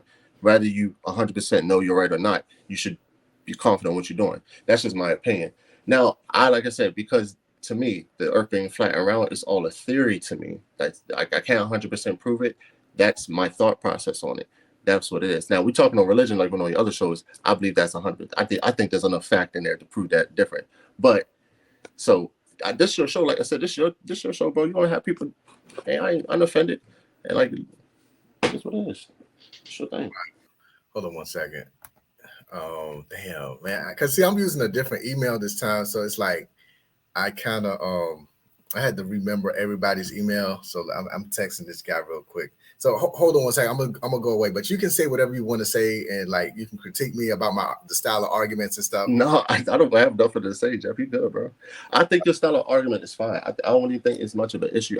I think it just when we have a conversation, I'm just I need whoever I'm talking to be clear and direct on how we having a conversation. Because if we're talking and you want the floor majority of the time, or you want the floor when you're describing something, that's cool, But that has to give both ways. And I'm not saying you don't do that, but I'm saying sometimes when we get heated and you didn't give. I'm sorry for cutting you off because I did cut you off right then. But I feel that it's important to say I told you that you were gonna be like the keynote speaker and everything like that. You had the time to bring all the evidence and stuff, diagrams or anything to show the viewers. Like I'm an open-minded person. It's this whole new channel that I have. I might change it for the actual debates, but it's not supposed to be full on debate mode. But the reason why it's like that tonight is simply because it's just two people. And the reason why I say it couldn't be like a true full debate because we don't have a moderator. If we had a moderator, we wouldn't be having people interrupting people anyway. And it just so happens that your introduction of what you had to say wasn't long. I had a lot of stuff to support, and I still have more stuff to show. But it's not that much more. It's just like maybe one. It's questioning about the rainbow, and then also, the last one is with the rainbow. So I don't know if you're would be interested in talking about that. But I'm a bad y'all. Yeah, and I think I said to the viewers earlier, the one good thing about this platform, even though we're doing it live, I can go back and edit the video to edit certain parts out, like this music part and the little breaks and stuff. I can do that. Yeah, because we don't really have too many people watching anyway. We'll have people watching on the replay, hopefully.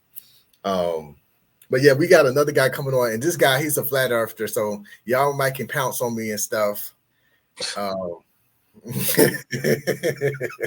Ain't nobody trying to pounce on you, Jeff. I want to hear. I think it's interesting hearing flat earthers from a science perspective because I don't know what his perspective is because I talked to him the other day, and I'm not trying to throw shade at him either. But the stuff he's talk about is it makes me question his intelligence too. But let me shut up. Let me shut up.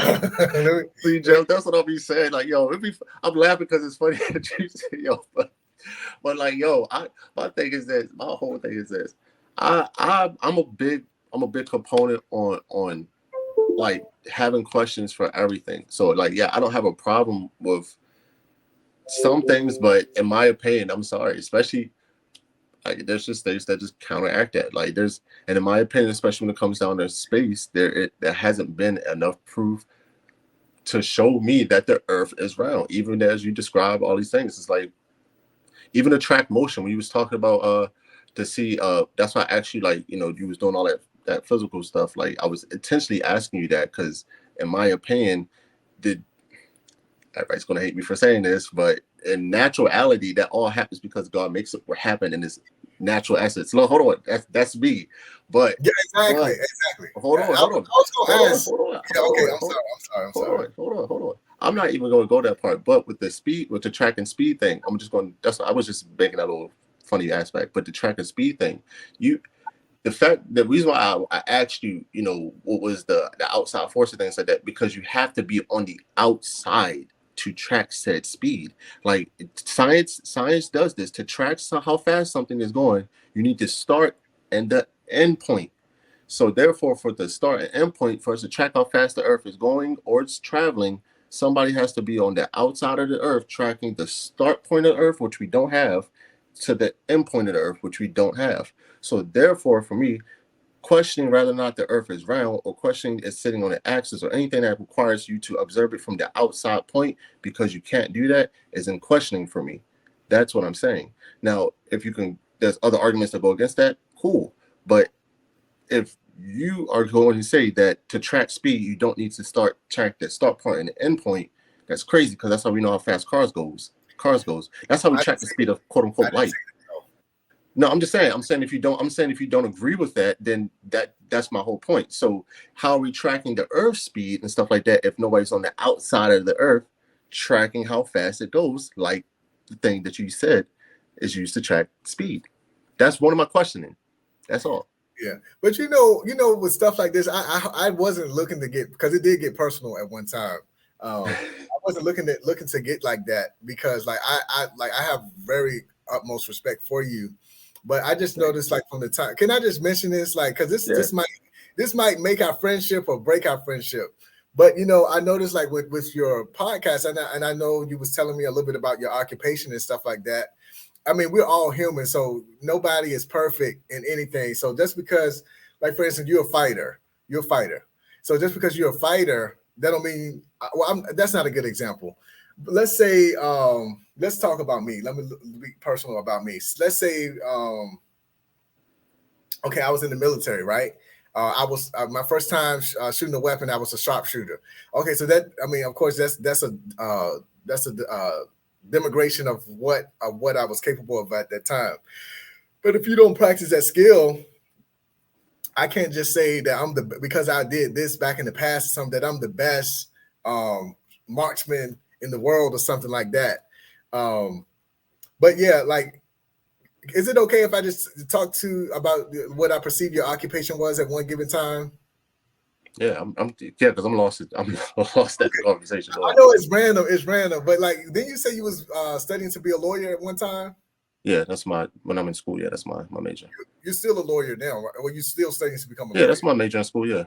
Okay. So I was just thinking, and I'm not. You might critique me because you did compliment me. You said I'm pretty decent at arguing, but I was thinking you was gonna be like the best debater.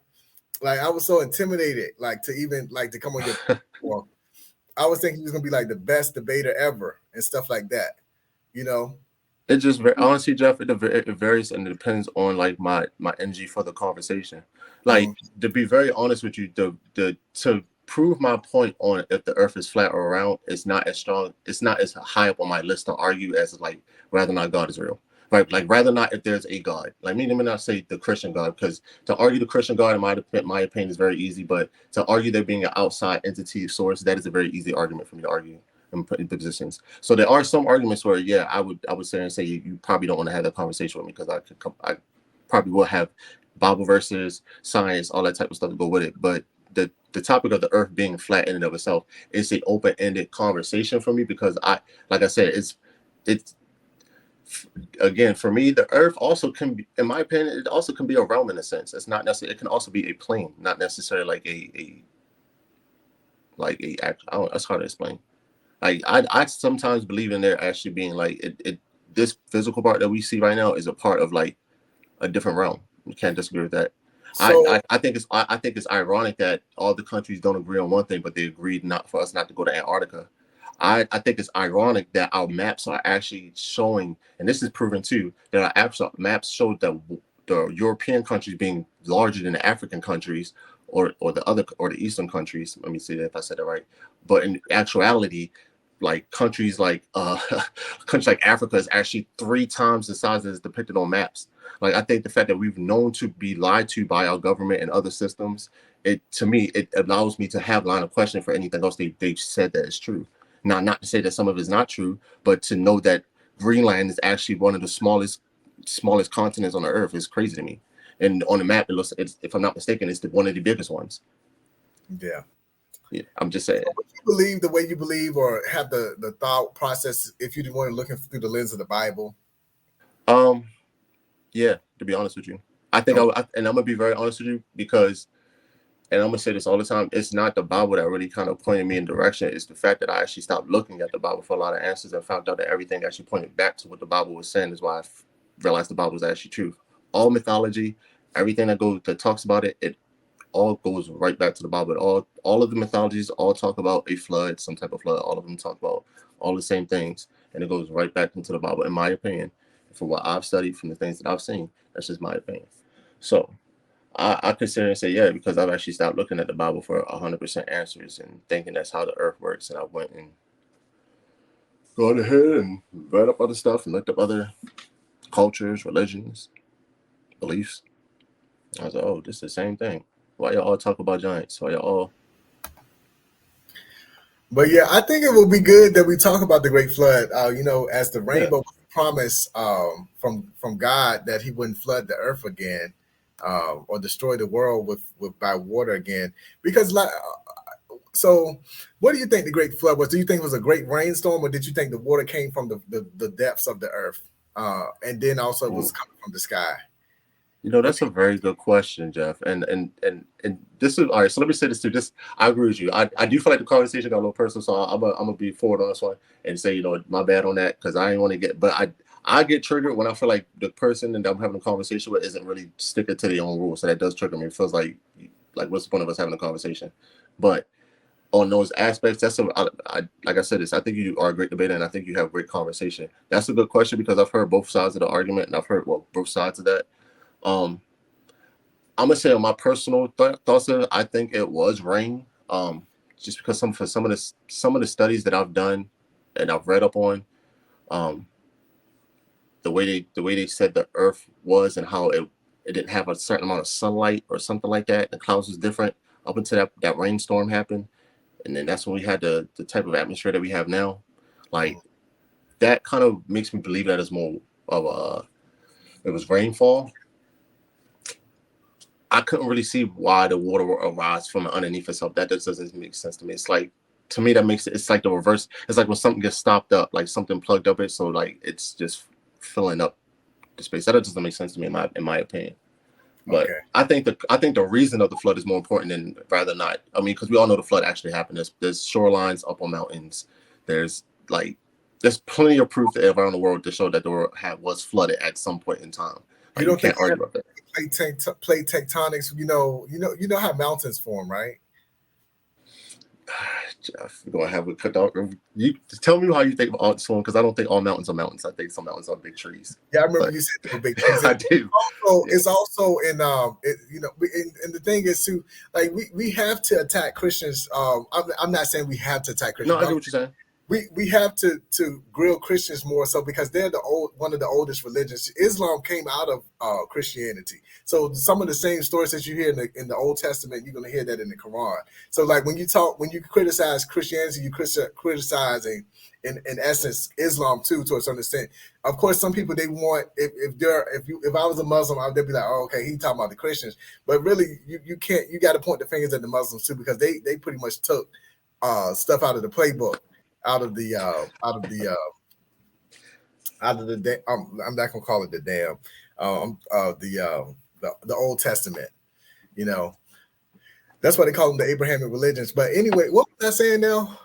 We were talking about the flood. Oh yeah, the flood. Yeah, the flood. Which is also why I don't think the Earth is round. I just can't see how the whole world is going to be one round spinning ball of water. And for 40 days and 40 nights, let's just call it 40 of our days and 40 nights. I'm not in a week and some change. Like, we're just going to use our real time. I just don't see how that's, in my position, possible. And for everywhere on the Earth have proof of shorelines, because water has to level itself out. Like, you put it in a cup, put it in a bowl, put it in a bottle. Water itself has to have a container. So, you know what I'm saying? Like, to me, it's like, I don't know. But I think, as someone said this again, I think the purpose of the flood is more important than understanding, like the flood itself. Like I don't know. Welcome, This. Buka. Go ahead. Welcome, Buka. Hello. What's Yeah. up? He came in, but you came in at a good time. What you think? Because we talking about the flood, but yeah, plate tectonics. I was talking about plate tectonics. So okay, yeah, the Quran also talks about these giant mountains being trees or whatever stuff like that. Hence, like that's what I'm saying. It comes similar doctrine. Um, but Oh, I didn't know that. You actually told me something. yes, yeah, because the same, I think the night before, the day before I did that live with you, I heard someone, they was debating about it, and they was talking about a chapter in the Quran or a verse in the Quran. They was talking about how these, it was to what you was talking about, but they was talking about specifically these giant mountains being trees, so many years ago. Yeah, I actually came up with that because Having roots. yeah, I was about to say I saw that. The reason why I even started thinking about that or started believing in that is because it was I forgot, I ran across something on like TikTok or Instagram, one of those things, and it was talking about one of those big, they thought it was like a big mountain or something like that, and they discovered it had roots going out like 30-40 miles deep, like far. So they discovered it was really a big ass tree. So I was like, dang, let's start looking into big trees, and then just started seeing other stuff, seeing how like the corrosion on them actually happens. That's actually caused some like moisture and stuff like that. Like, yeah. But yeah, plate tectonics. So so plate tectonics. That could be another example. Okay, so I'll take some of my travels. I can use some of my travels as examples. So I'm not sure if you remember, about 2 years ago, I visited the Grand Canyon, Arizona, and that encompasses another state too. If you ever been there, you'll realize that area once was that those canyons, those big valleys, they were filled with water at a given time and covered with water. And you can see over the thousands of, it may have been millions of years of when you can see the layers of where the sediment was on the canyons, the valley, and stuff like that. So that's a good example there to show. But mountains, if you believe in plate tectonics and know how plate tectonics work, you know how mountains form. They can form in various ways from two tectonic plates coming together, or one subduing under the other, and the land mass just pushing up on top of it. And the Rocky Mountains, the whole chain, it extends all through North America and South America. Those continents, and is actually known as the Ring of Fire. That whole Eastern Pacific and Western Pacific, that's known as the Ring of Fire, because that's where you have a tectonic plate that's moving outward, and then they're interacting with whatever plates that are already in place, and you're always having volcanoes and earthquakes and mountains and stuff being formed. But I would say, if you want to argue that would be a good example. I mean, you look at some of these islands that's in the ocean, they're created from volcanoes. And of course, they were once covered by water. So, of course, if you was to look, like, say, for instance, all the human civilization is gone or is not as we know it now, and somebody comes back and look, and people do that today. They look at stuff and they can see where, like, other areas where you see like prehistoric sea mammals or sea aquatic life live in a specific area that's now a desert area. Yeah. So Buka, you have anything to say? It looks like his connection is not that good. Yeah, like he froze up. Yeah. Let me see. Hopefully he has something good to say. But yeah, Buka. You can hear me, right? Yeah, I can hear you now. Yeah, I'm sorry. I'm just settling into my little Hawaii. But I don't know. I haven't seen a tectonic place around here yet, moving and shifting. No, I really don't have anything to say right now. For what you guys are, the supporting examples you guys are trying to use. Well, I can tell you, if you're in Hawaii, you can see plate tectonics at work when you go to those active volcanoes that are active right now. That's plate tectonics at work right there. At work. People don't realize like these things, these happen at a very well, sometimes it happens at a mega level because you look at in Turkey when they had that massive, and Syria had that massive earthquake earlier this year. I believe it was this year. Yeah. That's plate tectonics at work. But like a process like island forming and stuff like that, that's a very gradual process. You know, it's not like Kilauea or whatever that big volcano was, like in Italy, Pompeii or something.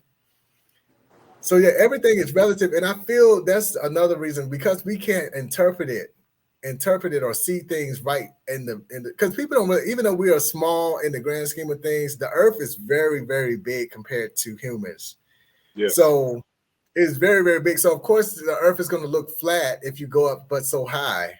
You know, commercial aircraft only fly around 30,000 feet, given the weather conditions. Hold on, but how high do you need to be to see curvature? Okay, let's Google that. Quote unquote theory of curvature. So is Aaron arguing that the world is flat?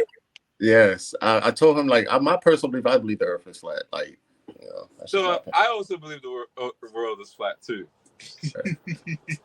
I mean, I just feel like because I was going to ask you. I'm pretty sure you flew to Hawaii. You know what I'm saying? And on the takeoff, and once you got to a certain point, and you look out the window, everything is flat. And I can understand if you talk about the land masses, Jeff, but even the clouds that are underneath the plane that you're flying over top of are flat. Like it's flat.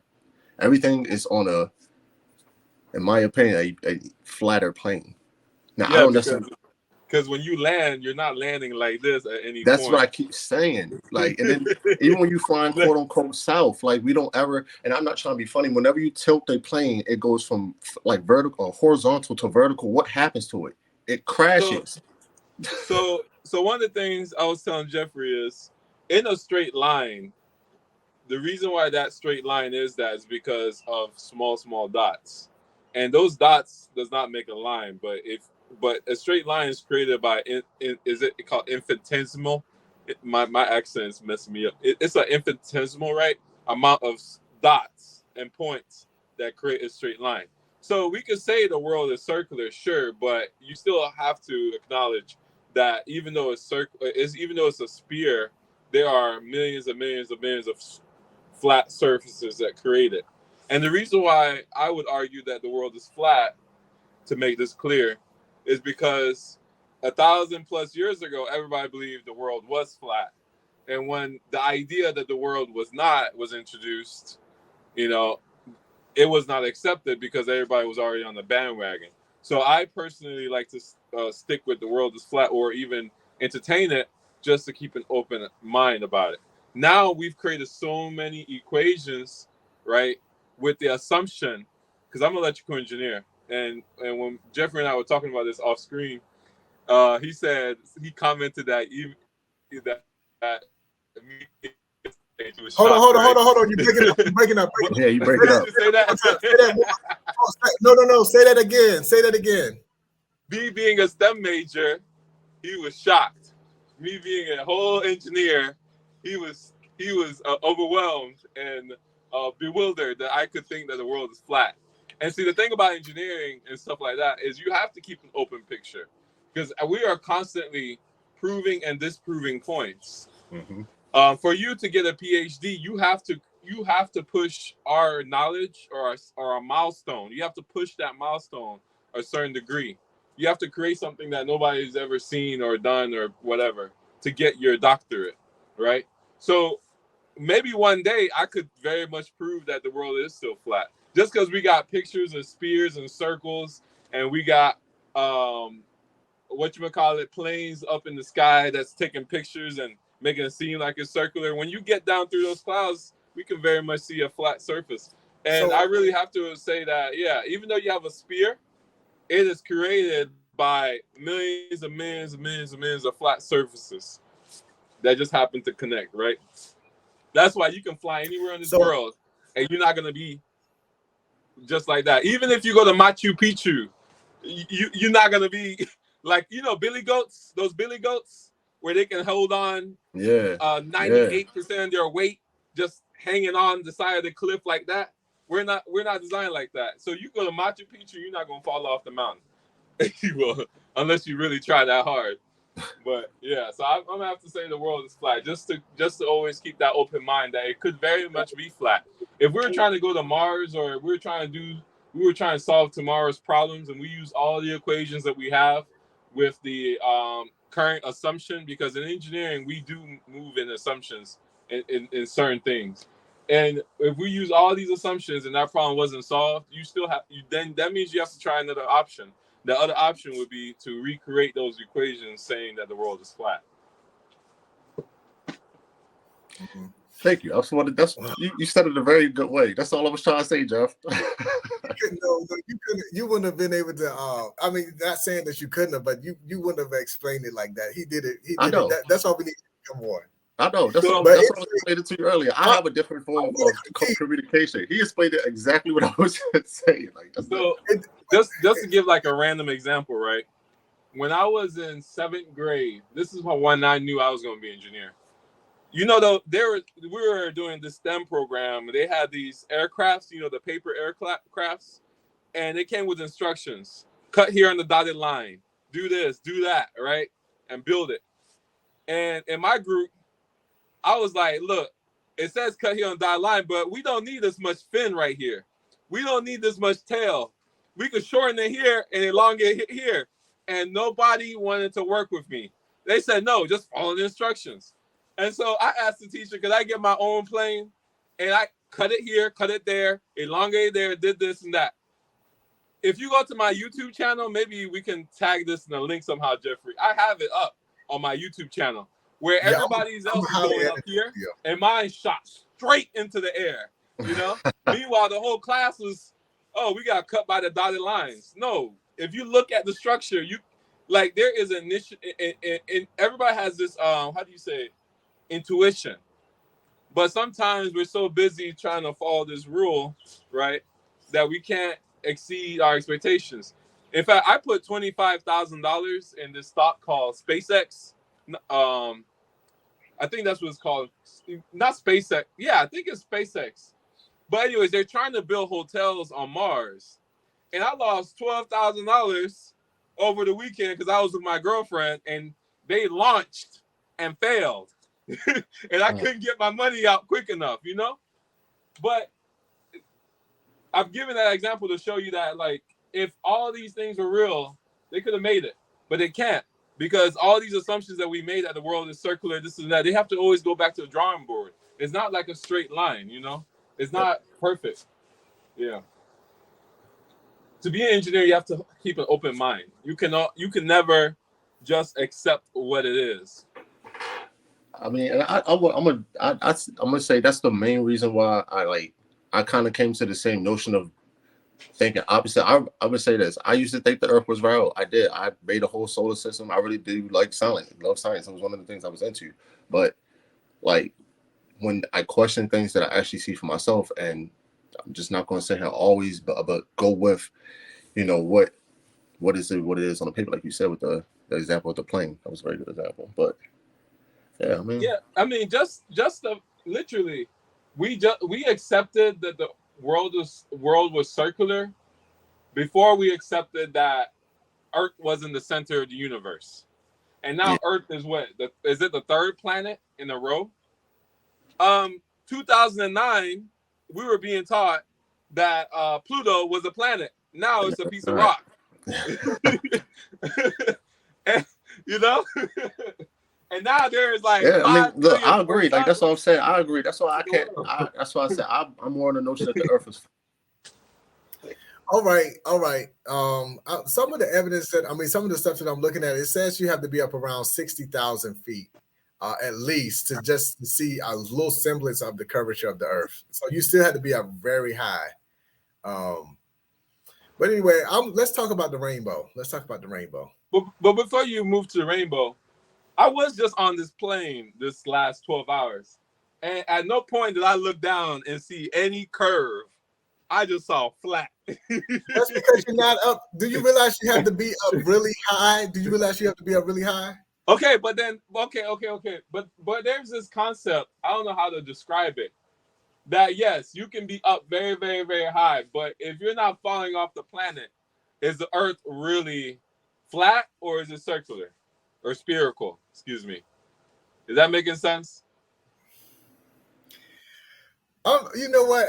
I told you y'all two gonna Like, pounce on me. But you don't want to like, answer the question. like, It doesn't need an answer. At It no doesn't need point an did I answer. see any curve. Because- At no point did I say, "Oh because man, San Francisco is taking a dip into the abyss." I you're never saw that. You're appeasing to reason. You're appeasing to your reasoning when there's other evidence out there. I understand what you're saying. You can't look at you should look at things. There's nothing wrong with looking at things objectively. Hold on one second. There's nothing wrong with looking at things objectively. But no. It's subjective. It's when it's nothing. It's nothing wrong with looking at things subjectively. But some things are objective when you have evidence and stuff to prove. What proof do you have other than your anecdotal evidence flying in the airplane? The proof I have right now is I'm in Hawaii and I'm not standing sideways talking to you. I'm as flat as you are. There's a lot of theorems. There's a lot of theorems that says if you can prove a small point of something, you can prove the whole point. You know, so you can argue that point when it comes to the world being a circular, spherical, but you can also argue that point for it being flat. At no point am I going to walk over there and dip down. And if I'm not going to walk over there and start falling, then there's no point in me saying the world is spherical. Yes, our atmosphere may make it turn into a circle, but there is no point where I'm going to run so fast that the land under me is going to fall off, and I'm going to be in Neptune. That's what I'm trying to say. What's the point of saying the world isn't flat? Aaron, don't even try to play like he was going to say something. No, Jeff, but like he's saying it in this in a more. A lot of stuff that don't mean nothing. I'm just saying he's saying it in a more like clearer way of saying the same thing I'm saying, Jeff. Like every time I've said the same thing, he's just saying it in a more clear way. And like I just find it funny because it's like he's making different analogies. Like it's no way he gonna run fast enough and fall off. Like that's I'm African. We speak in analogies, speaking ideas, concepts. That's another thing. So like it's the same thing. Like me and Buka differ on the opinion about, and I think we would differ too, Aaron, because if we talked about the Black Jesus one time, Black people like and Buka, you don't mind if I talk about this, right? What we talking about? You showed me the Chinese people, and you tried to say they were Black. Oh yeah. No, I believe all Asians are Black. They are. I believe that especially if you have black eyes and dark hair, you Black. That's my definition of Black. And Jeff, before you go into that, look up the Buddhists, the Black Buddhists that are actually up in the temples and some of the oldest Buddhist temples they have in China. They're black. They're black as crazy, and they have afros. Especially, we all know that these Asians have been practicing whitening their skins for the last 250 years, carrying umbrellas. If you look at their TV show, they got powder. You know that donut, the white powder donuts? I swear to God, they take that powder and they rub it on their face just so they can try to say that they're not Black, you know? Yeah, they I agree with that. Dude, you'll see a baddie, a nice little Asian girl for Black guy from time to time. But you know those Asian girls, they prioritize dating white men over prioritize dating over Asian men. Asian men complain about that all the time. Yeah, that's true. You know, and like you were saying, the other thing we talked about was Native Americans. If you see a tan Native American 2023, that man was a Negro in 1867. That man was super dark in 1867. So if he looks like he got a little bit of Dorito cheese sauce on him in 2023, that man was singing "We Shall Overcome." I agree. Let my people go. I'm about to put you in the back. I'm about to put you in the back, Buka. All right, no problem. No, I'm joking. See, that's the thing. I think I'm learning more about myself as I interact with people because, like people be like they know you or something like that. They think they know you, but doing stuff. That's the reason why I'm doing stuff like this because I'm trying to become a better person. If I was still a Christian or whatever, I wouldn't be. If I was a closed-minded Christian, I wouldn't be having discussions like this. But I like the way you rephrase that. Closed-minded. Yo, I would love to talk about that because you posted that link about the Muslim concept. Yo, and I've come to realize that, I'm trying to date Muslim girls because they just treat and talk to me so much better. Man, they'd be like, my Buka, my big Buka. They be hyping me up. but they be talking about praying 5 times a day, which is the same thing I experienced as being Catholic, where we have to do the rosary all the time. And it's like I'm going from one extreme to another extreme, and it's like the problem still haven't, like the root problem still hasn't been solved. If that makes sense. Like I'm finding the same issues I had being Christian in the Muslim world, and it kind of blows my mind, you know. Like no offense to ladies, some of them are really delusional, and then some of them taking their religion and concept, like everybody wants to go to heaven. Christians and Muslims, they both want to go to heaven. They both want that eternal life, but it's like they focus in too much and they lose sight of the bigger picture. That makes sense. So I'm having the same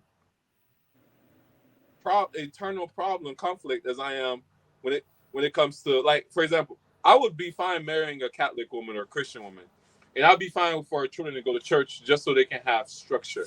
Same, I'd be fine marrying a Muslim woman just so they can have that structure. But outside of that, yeah, I've been having the same conflict. And then honestly, I can't go into the spiritual route because I don't want to be smelling incense all day and walk into my house and somebody's, the little pot with the sound vibration. They stirring up not stuff. Really trying to have all that and got all their going crystals on. and shit. Yeah, I'm not trying to have 500 rocks sitting on my kitchen table every night. But yeah, that's actually very interesting though. Okay, so let's talk about the rainbow. Yeah, the rainbow. So as you know, I'm just gonna show what this people are saying. I'm not gonna even paraphrase it or anything. I know when we was talking in the last live stream, Mr. Aaron, you were saying that because of the filament, that's the reason why rainbow firmament. Hold on, I thought it was the filament. It's firmament, and I'm gonna say it. I'm gonna have to say it verbatim. I was saying the firmament is the reason for the rainbow having its curvature to it, in my opinion. The curvature to it. It has that arch, because any artificial rainbow that you create, and if it's a reflection off a mirror, and I'm not talking about like one with your water hose. Any natural rainbow that you make, it has an arch to it. Like one that you have a water hose, you throw some water in the air and you see the reflection of rainbow, it has this arch to it. But any like artificially made rainbow that you're making from like with a flashlight, a mirror, and some water, it's going to have a straight line. So Buka, what's the difference between reflection and refraction? Man, you really want to pull up this these textbooks. So reflection, refraction. Refraction is like when it's absorbed and it comes off at a different angle. Yes. Yep. Okay. So that's reflection. A rainbow is caused by refraction. You remember? It has to go through a certain medium. Yes. So okay. So here we go. Let's just talk about the rainbow. It froze up. Oh, it froze up. I froze up. Oh, he froze up. I froze up? No, Aaron froze up. Oh, he may have to go and come back. So what were you saying? Oh, he's back. Okay. Yeah. We back. So yeah, in the last live stream, me and Aaron, we were talking about the firmament. Well, he was talking about the firmament, and he was before he was like, we'll talk about it another time. But I had talked about what a rainbow was and how a true rainbow is actually circular. We only see half of what will be the whole rainbow because of the horizon or whatever. Because if you go up high, we want to talk about altitude. If you go up high, you can see where the sun, and then also the angle of the arc is determined based on what the angle of the light where it's showing as well. I mean, I don't think we really need to talk about that. I think most people know what a rainbow is, but I mean, just for the viewers. Yeah. And are you going to use this to prove that the world is circular? Is circular the right word, or so I should say spherical? Well, because when you look at it, the Earth is when you're looking at it, when you're talking about the Earth, you will really be talking about it in 3 and 4D, really, when you add time to the equation. Because when you look at when you say that the Earth is flat, I mean, pretty much it's two-dimensional, but of course, the way we experience Earth is 3-dimensional. As far as I know, last time I checked, it's everything that we. Yeah, 3-dimensional. I would say the way we experience Earth with Aaron and I is 2-dimensional. X and Y.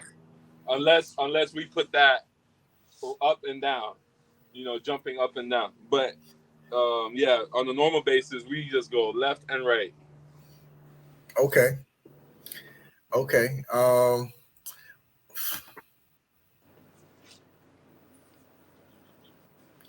right. So let's just show this little screen right here.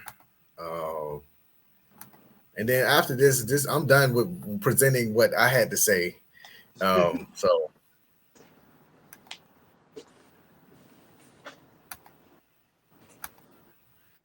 So it's all in geometry. It's all in geometry. So it talks about, like it says, the sun needs to be low in the sky at an angle of less than 42 degrees above the horizon. The lower the sun in the sky, the more of an arc that is portrayed to the viewer. But I believe this article also talks about it being a complete circle. Hold on, let me see. And the rainbow is not the only way that or what you would consider a natural rainbow is not. That's not the only way it occurs through raindrops. Sometimes you can see a moonbow. You can see those halos that you see in the Arctic, where the sun is shining. The sun is shining on a very cold morning, and you have all those ice crystals, and you'll see a circle. Well, it would appear that it's a circle around the sun or the moon.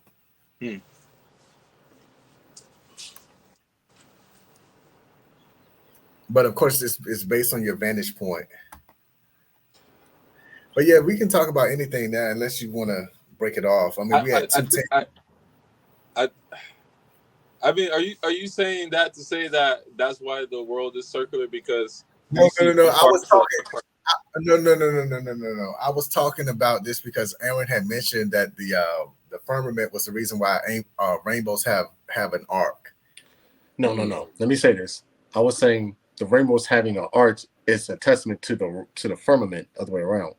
That to me, it's a testament to the firmament. Okay. Yeah, so that's that. So that ends that. So I'm done with all of my stuff that I had to produce.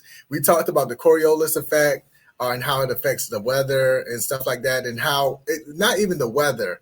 It doesn't even have nothing to do with the weather. Just the way things are, the way things, trajectories of things are when it comes to the Earth moving underneath it. When it's up in altitude. So, for instance, I throw the example earlier was if I throw you mentioned paper airplane. Imagine a paper airplane could go straight, could fly up and endure the atmosphere, and you threw it from Texas, and you would think it would go to Nebraska because that's straight north. But because of the Coriolis effect, it's deflected to the right from the viewer that's throwing it, and it will be like in the mid-Atlantic region. And that's caused by the Earth's rotation on its axis. The supposed Earth's rotation. Even though Orion's belt stays in the same exact position every single night. I'm just saying, I just find it interesting. I'm going to say this. I find it interesting that we're going to say the Earth is round and we're moving, but the solar systems that we have been looking at for the last 100 years, the northern star is still in the north. If I'm saying that right. So it's like, how is that? I'm thinking are about the stars the sun. moving? Are the stars moving with us? Like, are our same stars that's in the solar systems that they used to navigate back in the day before they had maps and stuff? Or were they moving through the solar systems and stuff, with us so that we could still navigate where they were going? So is the Earth rotating just so that we can say or prove that's why I'm 6 hours behind? That's what I'll be wondering too. Like, what are we saying the Earth is rotating? Because you can still prove it with the amount of time it takes for this sunlight that I'm experiencing now to get to me. Like, this sunlight has been on its way into my eyeballs the last, I don't know, let's just say 50 years. Like, the amount of time it takes for the sunlight or energy to travel from the sun. Like, let's say the sun exploded right now. So, sir, Mr. Stem, sir, I'm gonna cut him off like I did Aaron, because Aaron did mention I cut him off. So, if you read based on the research that has been done in the observations, it takes about 8 minutes for the sun that's emitted from the sun that comes from the corona of the sun. It takes about 8 minutes for it to arrive on Earth. Okay. Oh, so that's the speed of light. Well, I don't know. I'm just asking a question because provides light. And if light's the fastest speed, right? Why does it take 8 minutes for the sun to provide? So Well, I'm listening. No, I'm asking general questions because I'm agreeing with Buka. I'm agreeing with Buka, and I'm questioning what Jeff is saying because I'm agreeing with Buka. Like, is the Earth really close to the sun? Then you think? I think the sun. Yeah, I think the Earth is close enough to the sun, but I don't think it's like I said, the way the solar system is projecting it. I'm sorry. I think that if you're gonna be very honest here, I don't think the operation of the sun and the moon is really describable in a scientific matter. That's why when I was talking about earlier, I think to talk about the Earth being on a plane and all that, like it's harder to describe because we really can't stand on the outside of it to really put it on an actual answer. That's what I'm saying. I don't necessarily agree and say that the Earth is not a spheroid around, but to me, there's too many things that don't make sense for it to be spheroid around, in my opinion. Like, for what I can see, for the things that I've observed, from the things that other people have observed, from climbing up on high mountains. As much as we want to say that flying on a plane is not high enough, from my position, I think even looking out on the horizon from a boat, and then we take a strong enough camera, we can still see that boat. Like, I just don't. From all the actual physical evidence that we can do for ourselves, and not going off of, some equation that we may come up with from a theory, I don't think that's actually fact. So if we're saying the sun creates light, and light, science says light's the fastest motion, or light moves so fast, why would it take 8 minutes for the sun to actually provide the Earth with some light if it moves so fast? Because then we can think that light moves at 8 minutes. Well, the Earth is millions of miles away from the sun, according to astronomers. So yeah, that's your answer. That's your answer right there. That might not satisfy you, but that's your answer. But again, I'm gonna say this again, Jeff. That it provides question with it, because if you cut a light on, it happens right now. Like, I was to cut this light on and off, it would happen instantly. But you're right there at the light. You're right there at the light. Even if we was to use a flashlight, all right, so look outside. We have those flashing towers that have those red lights and stuff like that. We can go as far as we want. If the light is strong enough and bright enough, you could see it as soon as it cuts on. Like, so what I'm saying is, if you're saying the sun is that, I'm asking, we can use 8 minutes for the speed of light. Then is what I'm saying. And also the I'm not going to even get in that. We'll just leave it at that. Like, the answer was already given, and that's the question. So like, I appreciate for letting me know it takes 8 minutes. But I really do appreciate that. But when it comes to the public education system, in the beginning you're taught 1 + 1 = 2, and then we're all taught basic geometry, algebra.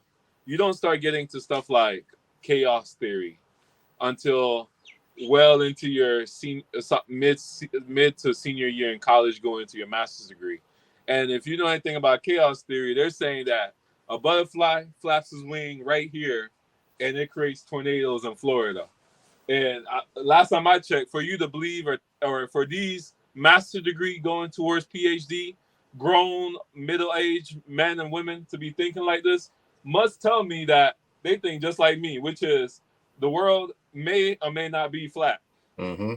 And yeah, I understand it takes 8 minutes, but we can't put those times on it. Like, yeah, you can when you're trying to prove it, right?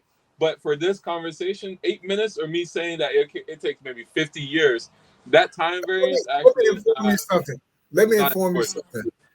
So basically, how this was going to work, I'm not sure. I don't think I told anybody about the only person that knew how this was going to work was going to be Aaron. So Aaron was going to be like the keynote speaker or whatever.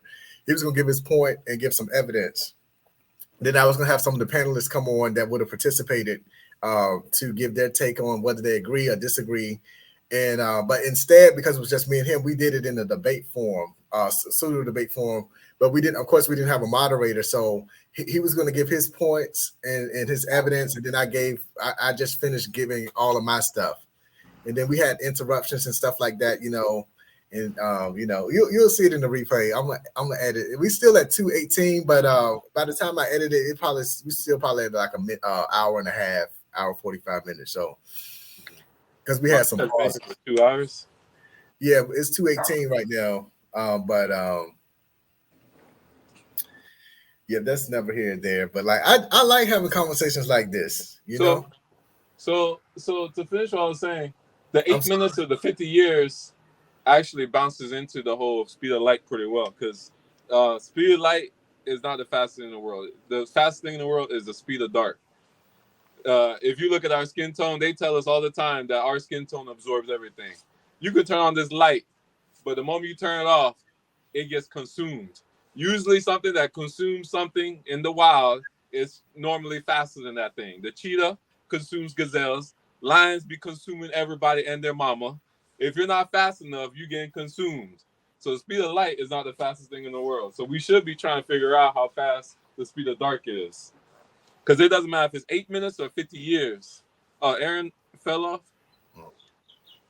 Yeah, he fell off. I don't think he disconnected on purpose. I think he's No, going to come I know. Yeah, it looked like he lied. Because I think he was ready to clap for me. No, I was trying to fix the joint. I don't know what's going on with my stuff, but go ahead. My fault. No, I was just saying, we need to be actually trying to calculate the speed of dark. Because I don't think it's a coincidence that anytime there's no more light, it's always dark. You know? Like, light has to actively run from the dark. And whenever it loses, that is true. It's dark again. So it's not the speed I of agree light. with that. Like, I see.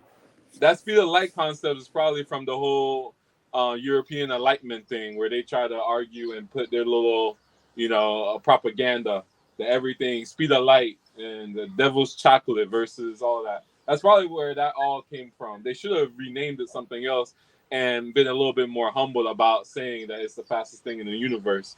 Because anybody can, children know the speed of dark is faster than the speed of light, because anytime you turn off the light, they start crying.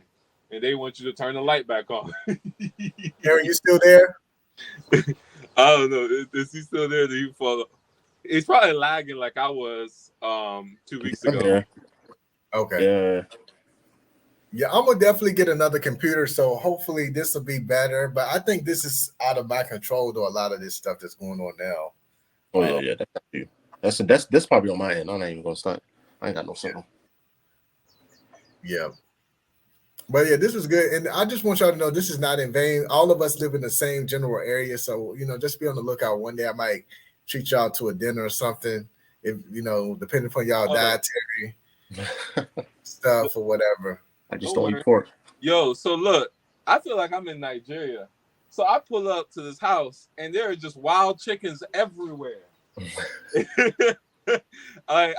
Look, they don't know who just came to town. They don't know who just came to town. You watch any Nigerian movie about Nigerians going to America, we stay getting locked up, catching somebody's pigeons or something. What? I can send you the clip. So I'm gonna try to catch some of these chickens. I'm gonna kill it right here in the kitchen, and I'm gonna eat it. You think I'm joking? Like literally. Like, let me see if I can show y'all. These are chickens over there. 1 second. How do I rotate this? Does it not rotate? Is there no way to rotate this thing? I don't think so. I'm not sure because I haven't used the phone version in a long time. But if you see any birds on the ground, those are chickens. All that stuff over there, those are chickens moving around. Yeah. They got a whole community of chickens just walking around. And I know they're not scared. But they're gonna be scared by the time I leave this place. That's hilarious. Oh man, that's funny. But this place is so beautiful, man. Like, I read one time something about if the government planted like fruit trees, nobody would be hungry. And they got bananas, they got mangoes, they got everything, just coconuts, just like how I grew up in Nigeria. So I might have to stay here a little bit longer. I'm not going to be back home till at least June, and I might extend it. Okay, nice. Because why are we growing oak trees? Oak trees is for what? To feed the squirrels? You can grow these same trees right here. No, well, I mean, that's because of the climate too, though. You got to look at the climate. Yeah, it's a climate, but I mean, DC, we could grow plenty of oranges, at least, plenty of oranges. Maybe we might not be able to get the best bananas, but we can have some nice oranges, some nice peaches, right? Or something like that. Peaches will grow, but not bananas and oranges. They wouldn't be sustainable. Well, my point is, I get you what you're saying, though. I get what you're saying. Yeah, even a pecan tree. Pecans if they plant fruit trees, we wouldn't need to eat or whatever. I mean, we would need to forage for food and be like we are. You said what? I kind of get what you're saying. You're saying if we planted fruit trees and whatever variety of the fruit trees, we would be in a better could place. Just the same money we use to give people millions and millions of dollars of food stamps. We could use a portion of that to actually plant some. Okay, for example, like in China back in the 80s, I don't know if they're still doing it. They will get the whole community to come stretch and do group exercise. Same kind of concept. You can enable your community to be self-sustaining and push us a little. Like we don't like. Look, have you seen the thing happening with Walmart closing out in places like Chicago and things like that? Yeah, let's not change the subject too much. I don't mean change the subject too much. I'm just trying to say what I've seen so far in Hawaii here. I apologize. I mean, don't apologize. I'm just saying. I mean, because we almost at 2:30, 2.5 hours. I'm sorry. Well, one thing's for sure. The land is flat here. It's flat. I just want to let you know. It is flat. But if I see any curves or dips and it's more than 45 degrees, I'm going to call you, Jaffre. Okay. All right. Well, I thank you all so much for coming on the live. Aaron, thank you so much. Of course. You so much. No problem, man. Buka, thank you. I'm sorry you came on a little bit later, but I'm sorry.